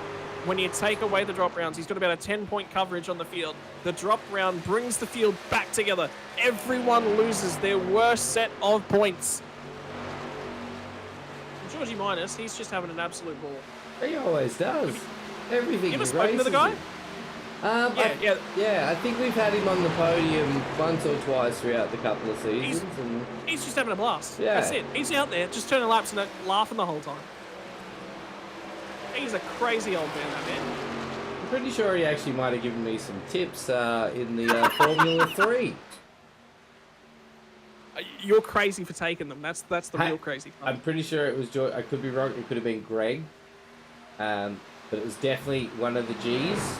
And I lost about 3.5 seconds. So it was good tips. Wait, you lost in the game? You took 3.5 seconds out of your lap time? Yeah, I took 3.5 seconds off. Okay, so you improved your lap time by about 3.5 seconds. There you go. I'm proud of you. Look at you. We'll make a commentator out of you yet. No. I'm just here to make a fool of myself. Here we go. Paul Bryan will come to the attention of his crew chief for the last time this season. This is it. This is the money stop. His team is going to have 4 fresh Goodyear sticker tyres. The last time. We'll get a pit lane drive through for Paul Bryan if he hasn't sped onto pit lane. If everything goes to plan. Will Will the number 20 machine of Hayden Norris eclipse him? Norris now enters turn 4, and he sets sail onto the front stretch. He's going to clear him. He is. Easily cleared. Oh, gosh. Camera work is terrible, Shippy. Leave it alone. So, Hayden Norris reassumes No, at this Paul stage... Bryan's right there. But the pit lane exit is around this next left-handed corner. These guys are going to duel it out for the win of the championship. And they do not want to come to blows because all of a sudden that gives Braden Martin hope. It's already got a bit of hope there. We got Peter Morris up in 6th too. That's where he's averaged this whole season. Good on you, Pete. We need to know how your SIPO meter's going, mate. Let me know how the crew chief SIPO meter's going. How much fuel's going back into that car? That's the real question. Who from this field can get home? The last round of pit... Oh, you know what? You know what? Peter Morris might actually make it. He's going to make it. So Dylan DeBono is your... Tom Neal is the first car that can make it to the end of this race. Dylan DeBono can. Aaron Hayden cannot. So P1 can make it. P2 cannot make it. Dylan DeBono is P3, can make it. Glenn McLeod will have to do a splash and dash. Darren Palmer, he's good to the end. Question marks now cover Peter Morris, Evan Horswill, John McHenry can theoretically make it. Jeremy Bush cannot make it. So that makes 5-6 cars ahead of these guys. So Braden Martin is in mathematically with a shot. We're going to have to keep our eye on a whole host of cars. If Peter Morris and Evan Horsfield cannot make it, it comes down to the shootout between Hayden Norris and Paul Bryan. Oh. Get your calculators ready, and there's Rubbin is racing. If a caution falls, they all can make it. They've all got enough gas. Oh, I'm on edge. None of them, Shibby, can make a NASCAR. We get a single NASCAR overtime, everyone will have to come back for gas. And it will be gas and go. No. The amount of Who's NASCAR, got tyres? The amount of NASCAR overtimes we've seen this season. Oh, I'm on edge to see another one. Aaron Hayden comes to the attention of his pit crew for the final time this season with 10 laps left to run. Has he got a fresh set of tyres that he's been sitting on this whole race? Will that make a difference?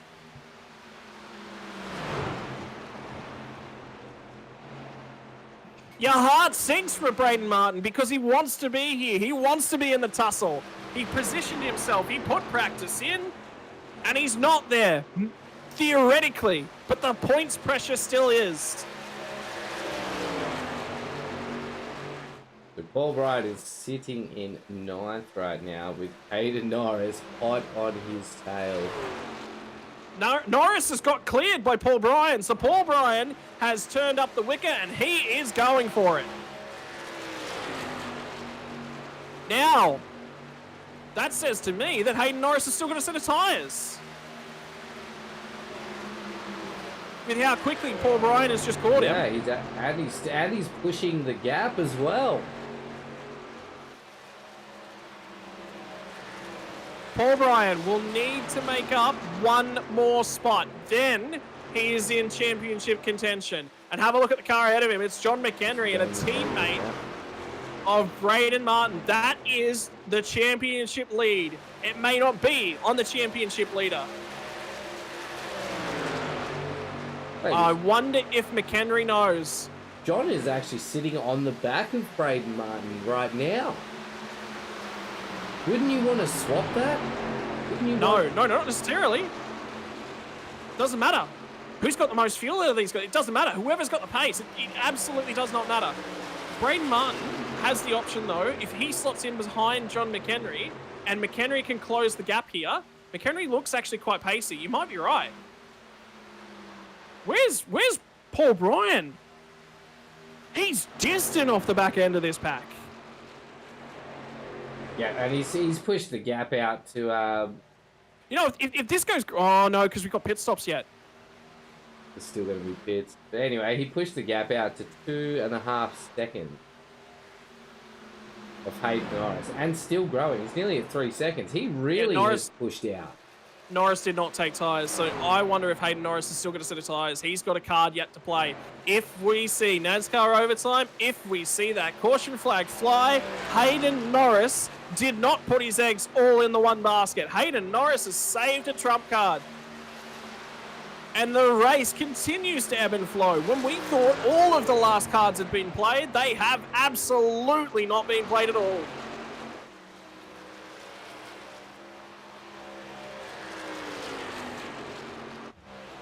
This is going to be an interesting fight to the finish, as I am fighting with bots.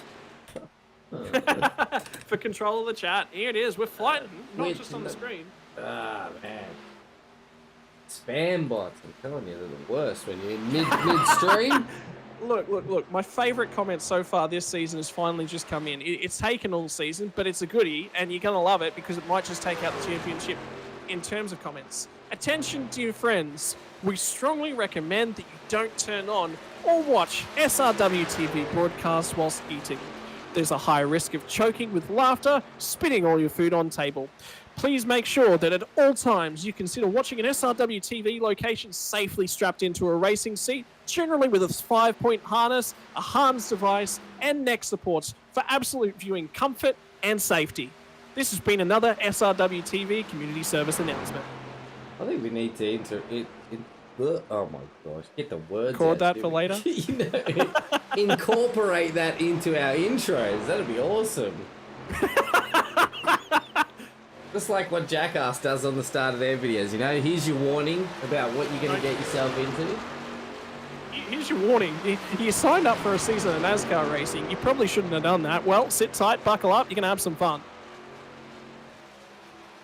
And you, Nathan, you signed up for commentating with me. You should have buckled up. Well, honestly, I didn't even know what I was getting into. And in those cases, I just like jumping and letting it go. Like, you know, don't strap myself in. Just send it and see what happens. And so far, it has been an awesome season, and I look forward to the next season. Glenn McLeod's stretching the fuel. I think he's trying. Okay. Let's do some more math. 8.5 seconds is the margin for Paul Bryan to John McHenry. If Glenn McLeod can stretch the fuel, and he has got some stretching to do, mind you. I think the longest we've seen run tonight has been 18 laps, maybe 19. He has got to find 21 laps worth of fuel to get this thing home. If he does so, Braden Martin's your champion.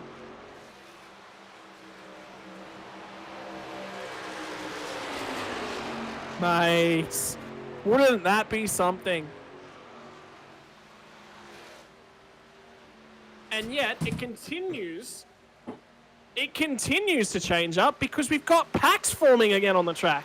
Who said that a motor race wasn't going to break out yet again? Nathan, you've seen motor races break out before. Suddenly, sometimes they just break out like in hives, mate. They just come out of nowhere, just like we saw in the V8 supercars. The finish. And look at this. Is this a Locked On Lads train? It is a Locked On Lads train. We do have, I think there's a After Dark in there as well. Is there? Evan Horsfield's there? No, Evan Horsfield? Who's that up ahead of them? John McHenry? Yeah, it is Evan Horsfield. Yeah. That's a lock. It is. It's the Locked On Lads lockout. Oh, they guys got different liveries. I've never noticed a big difference. I actually do that with a lot of the teams. If you haven't noticed by now, Shibby, and shame on you, you do a lot of the camera work. You should actually be noticing that. They tend to run different color schemings. So you'll find there's one series where they all basically just have their own color, and it's just black with the secondary color on the scheme is whatever the driver's like. I've seen a whole bunch of teams run very similar to Aaron Palmer. So close.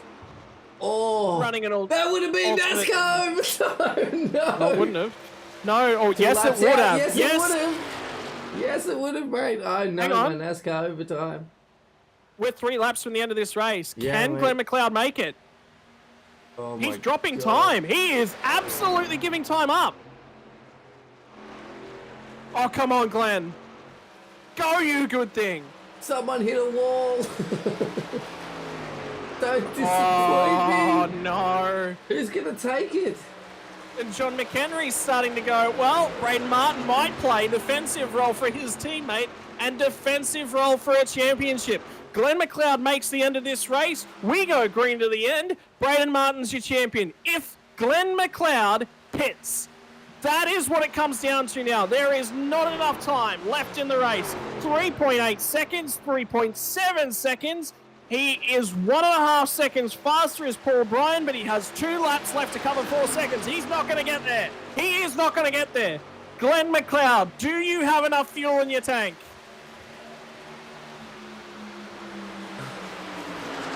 Oh, I can't watch. He has to pit. He has to pit this time. If he doesn't pit this time... We're on white flag. We're on final lap. I'd stay out. He's pitting! He's pitting! What's he doing? It'll be a splash of fuel and go. He may have enough margin over Paul Bryan, but I doubt it. Paul Bryan is going to be your championship winner in a dead heat. He is now clear. The white flag is in the air. NASCAR overtime cannot happen. P7 is enough. Just. Wow, that really shows the way the points were worked out this season, Scotty, and well done to you for putting this all together, mate. How close it made it to the championship. Does he know? Does he know that he's going to win the championship? Does he know he does not need to do a thing? Braden Martin's going to cross the track directly ahead of him, so at least these guys are going to get to finish the season off side by side. Hayden Norris is too far back. Had to beat Paul Bryan. Paul Bryan had to finish 6 points ahead. Oh, sorry, it's only 4 points ahead. Only has to be 4 points ahead. P7 is 4 points ahead of P11. 4 points was all it took. Paul Bryan is going to win your NASCAR SRW Camping World Series season number 1 in a fuel race that Glenn McLeod lost, an actual race that Braden Martin ran into trouble for the first time this season. Braden Martin was not able to finish. He's had one finish outside the top 10 prior to tonight. He's had one finish. So how do we want to do this tonight, Scotty? Do we want to get the we need to do math. We need to do math. Hang on. I have to download the server results. Yep, I have to download the server results. Do the math do and not get it consider done. This final yet. We've got to double check the numbers. No, my question is, do we want to get the podium winners in and the championship winners, or is it just all for the champion? We'll start with the podium. We will start with the podium, and we will do the math. We will do math while we get the podium in. Is that Tom Neal? Why is there no Tom Neal? Wait, is he under a weird name? The results are still coming in, ladies and gentlemen. If we don't have them in 15 minutes' time, unfortunately, the servers will shut down and we will not be able to get them until tomorrow. So we've got to try and get in and get these right now. Do you know Tom Neal's name in Discord? No clue. Me either, so I don't know how to get him in here, but I know Dylan's. I don't think he's on Discord, to be perfectly honest with you, because I believe... No, we've had him up in here a couple times. Yeah, we definitely have. May not be available here tonight. Guys, if you're watching the broadcast and you know Tom Neal and you can get in contact with him, because I can't tag him on Discord, can you do me a huge favour? And I'll really appreciate it. Send that guy a message and tell him to get into the green room for us. Please. I'll tell you what, right now, results are unofficial. Based upon my calculations, it will be Paul Bryan in a dead heat on points with Braden Martin. He's destroying that truck like he's had fun regardless, and that's the way that we wanted to see these guys celebrate. Tom Neal will win tonight's proceedings, followed by Dylan DeBono, finally crawl his way onto a podium. Officially not under duress. He actually made a podium earlier on in the season with a reduction of a post-race penalty. And Darren Parmenter comes home in P3. Oh, you're going to hate this. Peter Morris misses out on a podium by 1 spot. Oh, no, serious. Oh, he's in 4th. Peter. I missed that completely. Oh, what an awesome race. Is that his best for the season? I think it might be. Give me a second. I've got the results. I can get the results, so I'm going to start punching them into the spreadsheet straight away.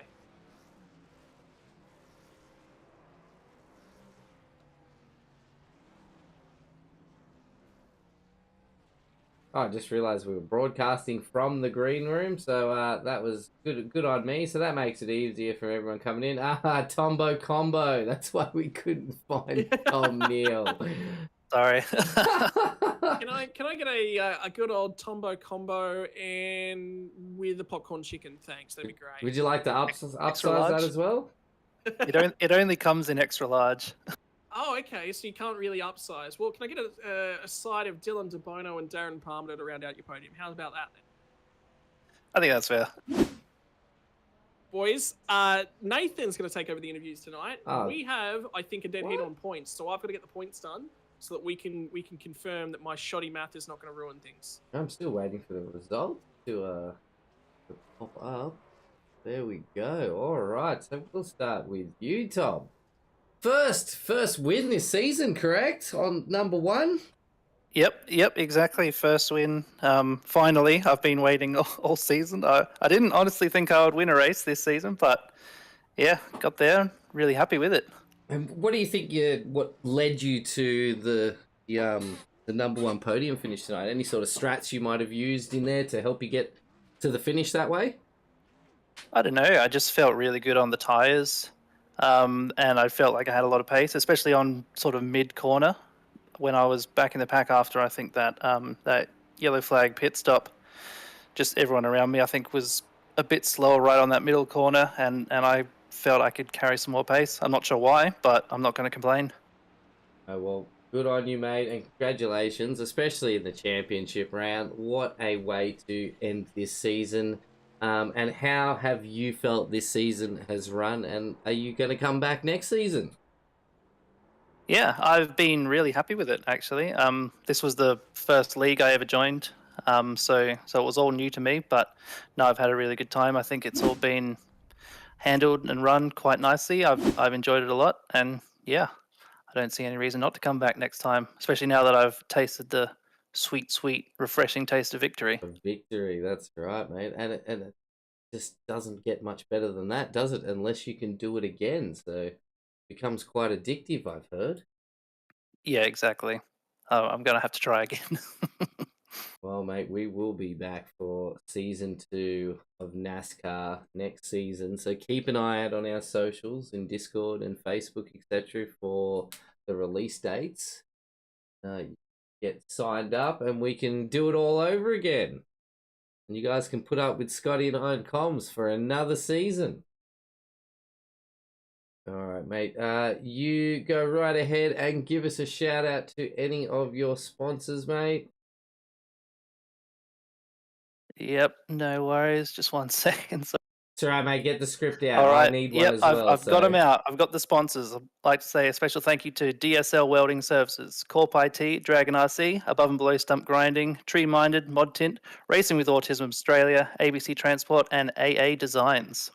Fantastic, mate. And congratulations again on your win in the championship round. And we look forward to seeing you again next season. Thank you. Thank you very much. Okay, I've got the points done. It's up to you. Do we want to disrupt the podium celebrations and then we'll move on to the points? No. Let's talk to the podium. Let's finish the podium first. Yeah, I agree done, with and that. then we'll throw the points. Quickest I've ever done the points, mind you.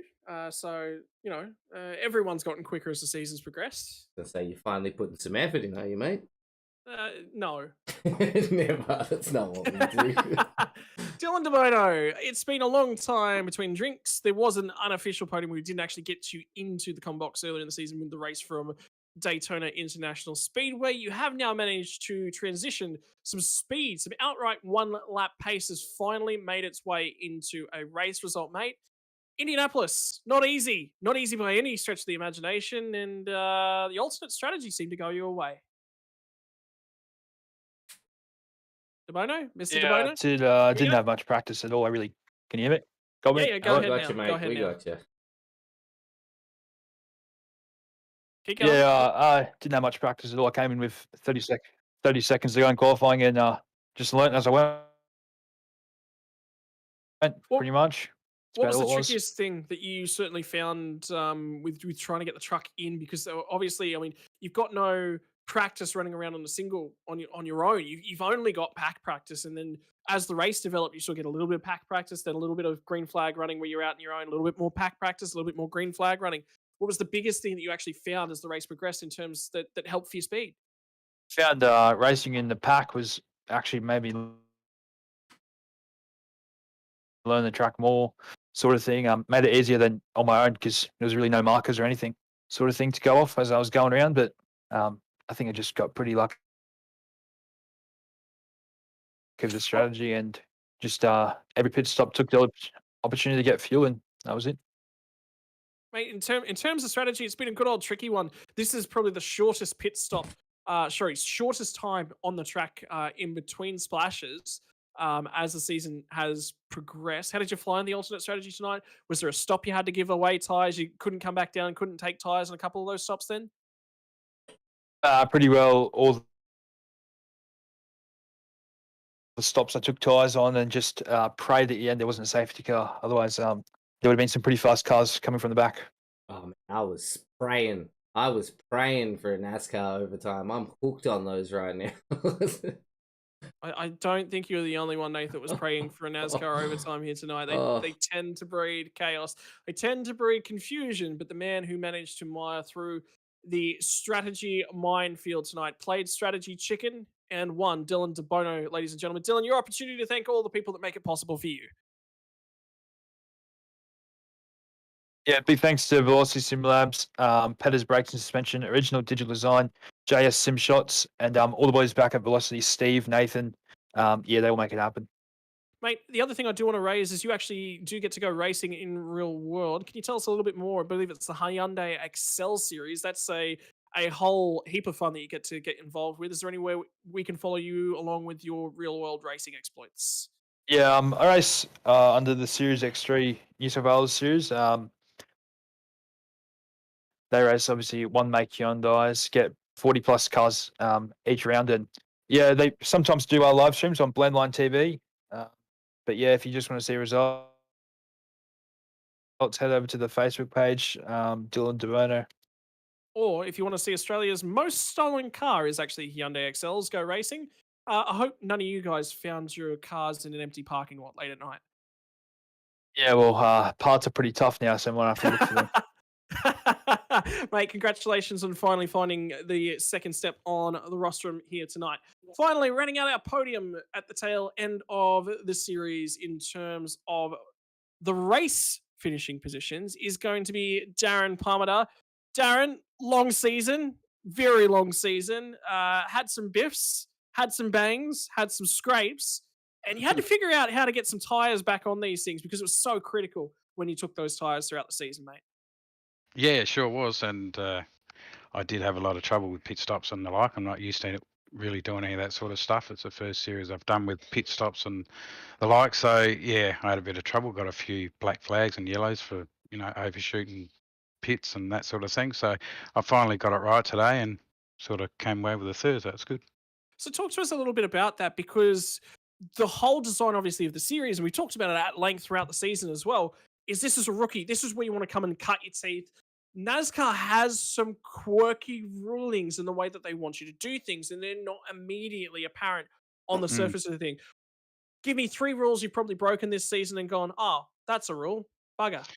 Yeah, well, definitely one. Pits overshooting, like coming in too quick into the pits. I've done that at least twice. Overshooting the pit box and having to put in reverse, I've done that as well, so that's cost me a bit.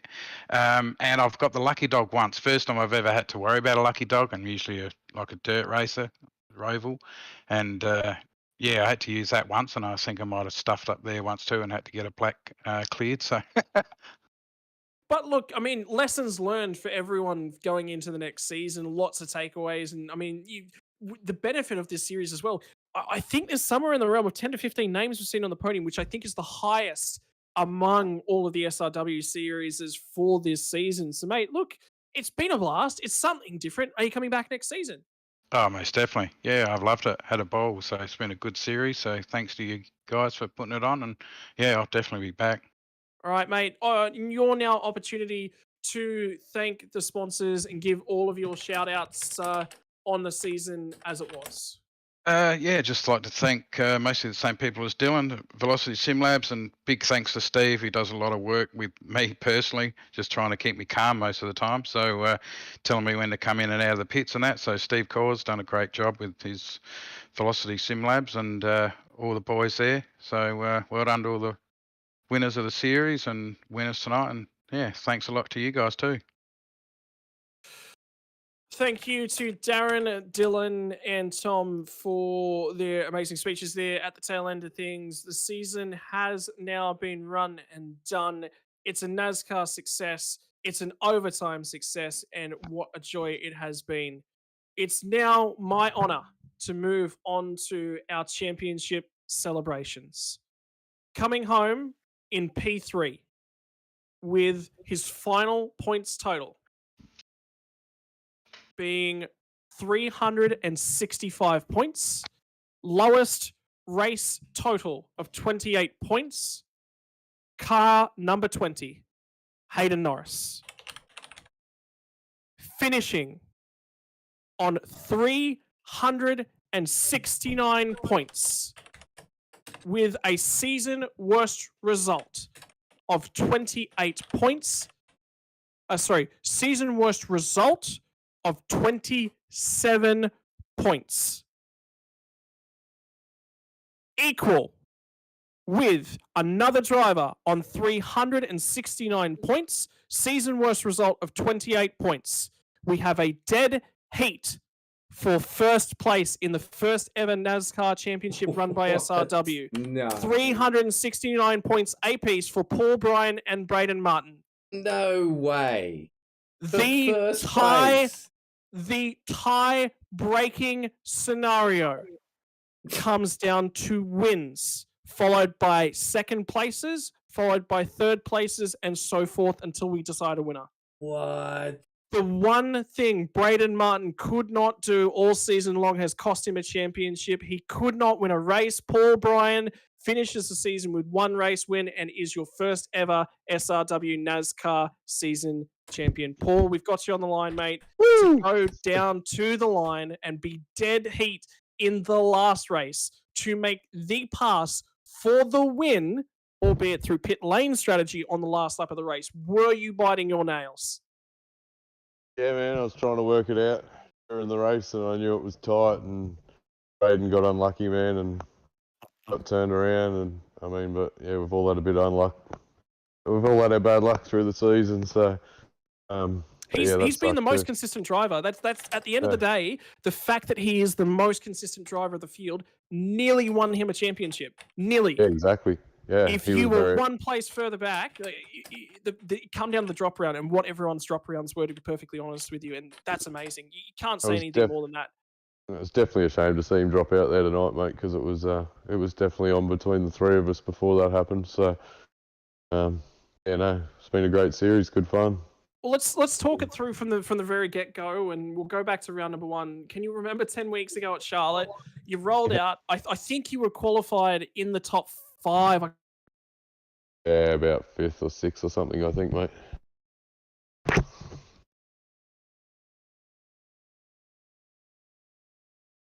Scotty? Yeah, I lost him. I thought it might have been me. I thought it was both of you pointing at Scotty's cats might be attacking him. Check. There you go. There at Charlotte, and I can very distinctly remember the conversation at the tail end of things. Braden was like, "Oh man, I missed the podium by a little bit," and Paul's over here going, "Man, a podium! Oh, I wasn't expecting that tonight." Did you think it was going to be that sort of close at the tail end of the championship?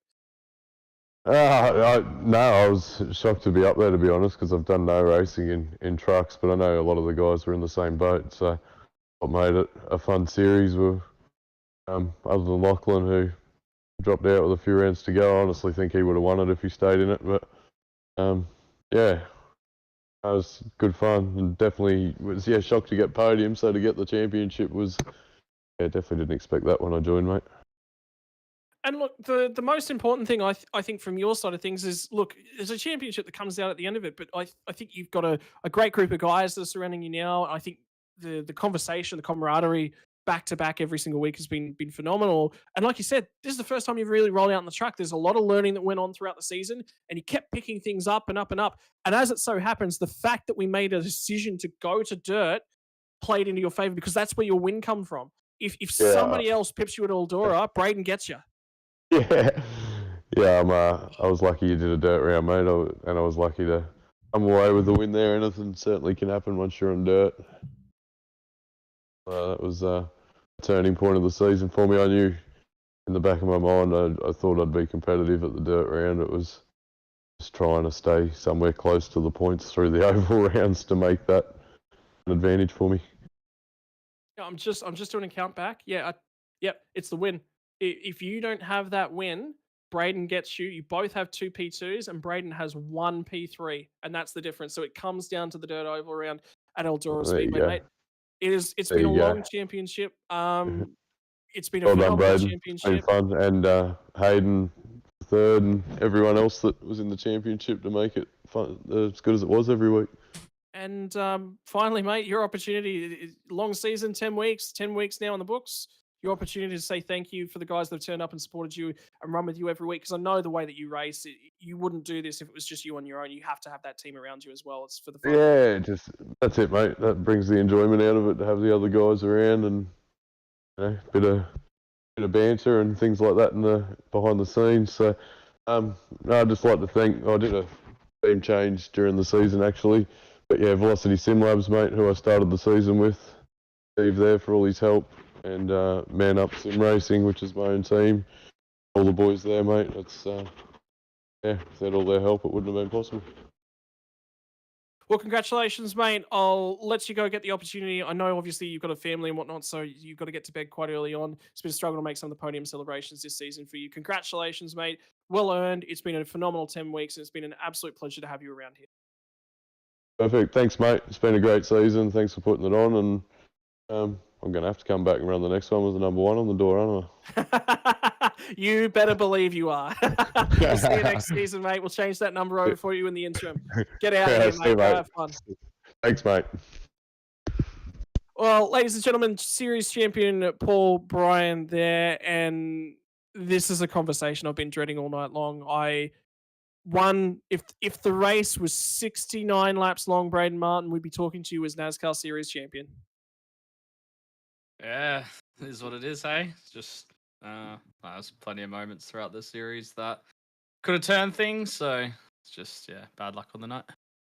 Talk to us a little bit about the race. Obviously, early on, you look like you were saving a fair bit of tire, and you get that early caution, you set yourself up, and when I was talking to you through the week, that's sort of what the target was. It was, let's not be too concerned about the early running. Let's just keep our eyes on the prize. Let's keep our eyes down the track, and everything seemed to be going well. I've got to be honest. I was like, hang on, here we go. We're on here. Yeah, that's pretty much it. Just, it was, I don't know, early I felt like I didn't really have much pace. I don't know if I was just not quite getting the turn in right, or the other guys were just pushing the car harder than maybe I was, but they seemed to start to come back to me a little bit just before the yellow came out, which was fine. But yeah, like you said, it was just try and manage the race and not really stress too much about the first sort of 50 laps or 48 laps, whatever the critical pit stop window was, which was going pretty well. And after the pit stop, came out with a nice gap in front of Paul, and then just had Hayden 1 spot ahead, which was perfectly fine by me. And then it all went pear-shaped after that. Well, as the Marauders might have said from Harry Potter, mischief managed at that stage in the race. Then the caution flag flies. Things all start to change. I'm going to have to take you back through it. I don't want you to relive it, but what goes through your mind when you're on pit road and the engine's smoking in front of you and you feel a bit of a passenger, I've got to say. Yeah, well, I thought I spun into pit lane, but it took me a good 20 seconds to realize that the one little tiny bit of pit lane that's not separated by the wall, I managed to cross and then still flick back across back on. So I actually coasted a good 100 meters or so down the front straight, thinking that I was in the pit lane, hoping that I could just crawl to the pit bay and not have to tow. And then I realized I'm actually not on, because I had the pit lane penalty and everything, so I assumed I was in the pit lane. But yeah, it took me a little bit of undizzying myself to realize that I was actually on the main straight. So yeah. And that margin for the guys that are sitting on home, any towing time on iRacing doubles the instant that a yellow flag comes out. So what would have been potentially a 10-second tow the instant, or a 20-second tow with 5 seconds already handled out of it when you rolled up, gets extended, and that is the difference between you being 2 laps down and being 1 lap down. So that actually was quite important potentially to your strategy race. Either way, you kept yourself back in it. What happens from there? What does the mind do in terms of strategy? What was the plan to get yourself back on? You had, obviously, it's hope for a caution. But did you have a strategy plan? Did you have to run the fuel? You had to save fuel full on? There was no other option? Nah, there was nothing. I was 2 laps down. There was 2 guys ahead of me that had lapped me. It was basically just hope that the other guys didn't finish far enough ahead of 11th. Really, there was no more strategy to it. It was just hope for the best, and it was all looking good until Glenn pitted for some reason. Because I don't know, my calculations had him having enough fuel, so I don't know what happened there. But we had him with a big question mark over him because 49 laps was when he made his final stop. So he did have a big question mark. I didn't have him making the end of the race. There was a few guys that didn't actually have making the end of the race that did manage to crawl over the line. Did you think it was going to be so close? To be perfectly honest with you, when I saw the strategies, I went, "Oh, okay, well this is over. Martin's completely and utterly out of this." But strategy, Lady Luck nearly had another hand in things. Yeah, it wasn't really until about 15 laps to go, or whenever Paul and Hayden had to pit, that the boys realised that they probably weren't going to catch up to the back of the main field should it go green. So it was just sort of praying that no one wrecked and just see what happens. We were counting down the corners, but obviously, it just took Glenn to pit. So let's flip the story on its head now. You said at the start of the season, a podium would have been fantastic. We've rolled out of Charlotte, and a podium would have been fantastic. You never thought that you're going to be on the podium when you first rolled off the truck at the end of the season. Now you're disappointed to finish second place in the championship on a dead heat. And a little birdie told me you made the V8 Scops Series top split for the first time ever last night. So yeah, well, that ended similarly in the fence. So it's bittersweet. Not a great couple of days. But the results are coming. Something's lurking in the waters with Braden Martin. And I was talking to probably one of your Locked On Lads co-hosts last night, and he said, the guy's driving unbelievably. This is the best I've ever seen him perform. This is the best he's ever sounded. He actually feels and sounds like he belongs in a race car. Is that a change in mindset that's happened throughout the season? Yeah, a little bit. Like I don't know. I've learned a lot this series, which is good. I guess that was the main thing that I wanted to get out of it. So I guess I can tick that box off. But I guess it's just, I don't know. It all changes when things end up being on the line, and you reevaluate your goals for what you're trying to do, and the goalposts shift a little bit. But I think I did pretty well. Like, feel like I was pretty consistent throughout the season. I dare say without drop rounds, I probably would have scored the most points. So with drop rounds, you win. You win the championship without drop rounds. Yeah. So that's a bit weird. And then I just think back. Yeah, like I said, there's just lots of little moments. Putting it in the wall myself, trying to push too hard at Phoenix, costing myself about 3 spots on the last couple of laps. You know, there's 3 points there. The wreck at the end of the Daytona race when I felt like I was going to win, and Dylan ran out of fuel and got punted into me. Like, it's just all little things, you know. So you can't really hang your hat on tonight. Just got to look at the rest of the season and just be happy that it was up there, I suppose. Looking ahead, what's on the horizons for Braden Martin? You've come so close. I mean, I don't think there's even a question. I'd be sitting here and going, you know what, I'll pay his entry fee because I want to see him back next season. I think there's a lot of people out there that will say he's such a clean racer, he's a good racer, he deserves to be out here in the championship. So signing up next season for the SLW NASCAR series, I think is a given. But what else? I mean, you've got the 24 Hours of Spa coming up, and I know you're passionate about that. You've got the charity stream coming your way, and it's keep looking forward. Don't dwell on the past. yes, I'm in the hunt for a championship. Yeah, we fell slightly short, but we never thought we were even going to be a question mark for being in the hunt for that championship. So Yeah, and I guess a little bit of that's got to do with Lockie disappearing for the last few rounds. I think this championship was very clearly his to win. If he sticks around, but yeah, I think I'll sign up for SRW next year, next season. I'll probably drop the Porsches, trying to do 3 things. Porsche, this and Scops is probably a little bit too much with my time frame at the moment. So I'll probably just run Scops and this for the time being, all things going well, and yeah, Spa 24. Really looking forward to giving that a crack. Haven't done a 24-hour race, so we did the Watkins Glen 6 a few weeks ago, which was a good little precursor.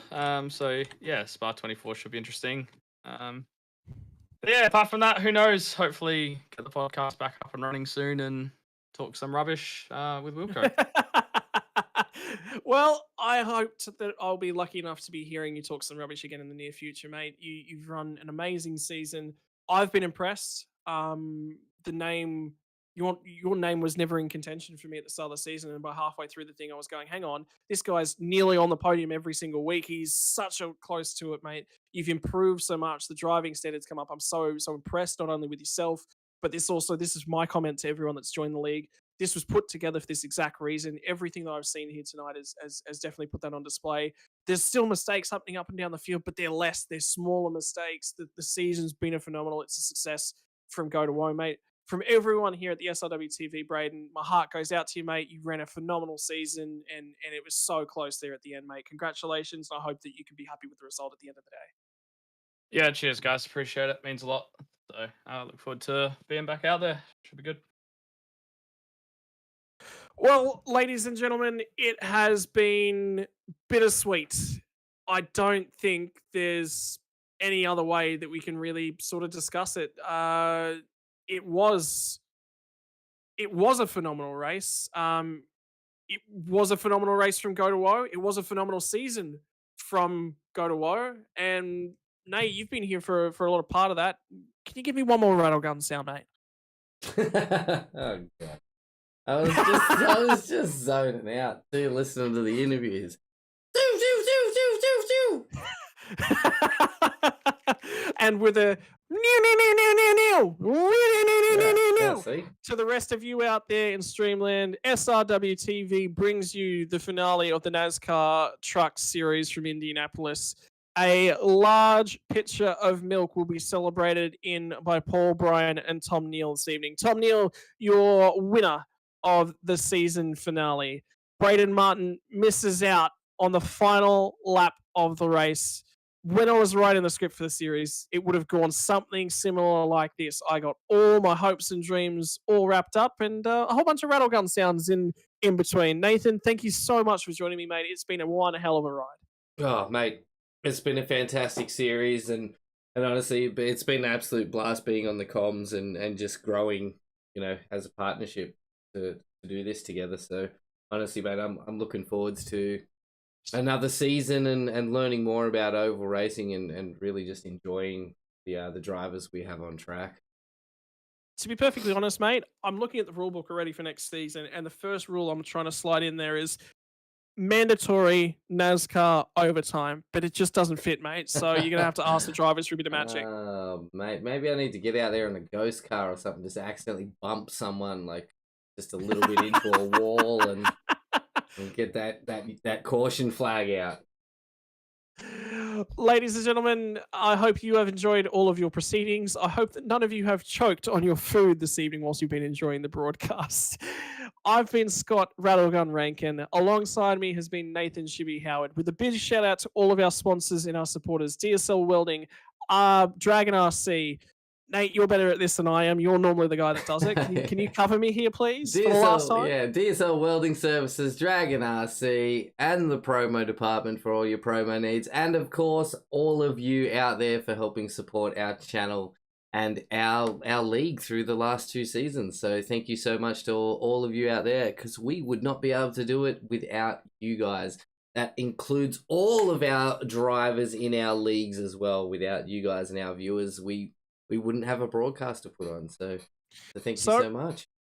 On behalf of our drivers, our fans, our administration team, and beyond, tomorrow night we will find out if we can crown ourselves an SR8 Radical champion for what may be the final time in the SR8 Radical with the SR10 on the horizon.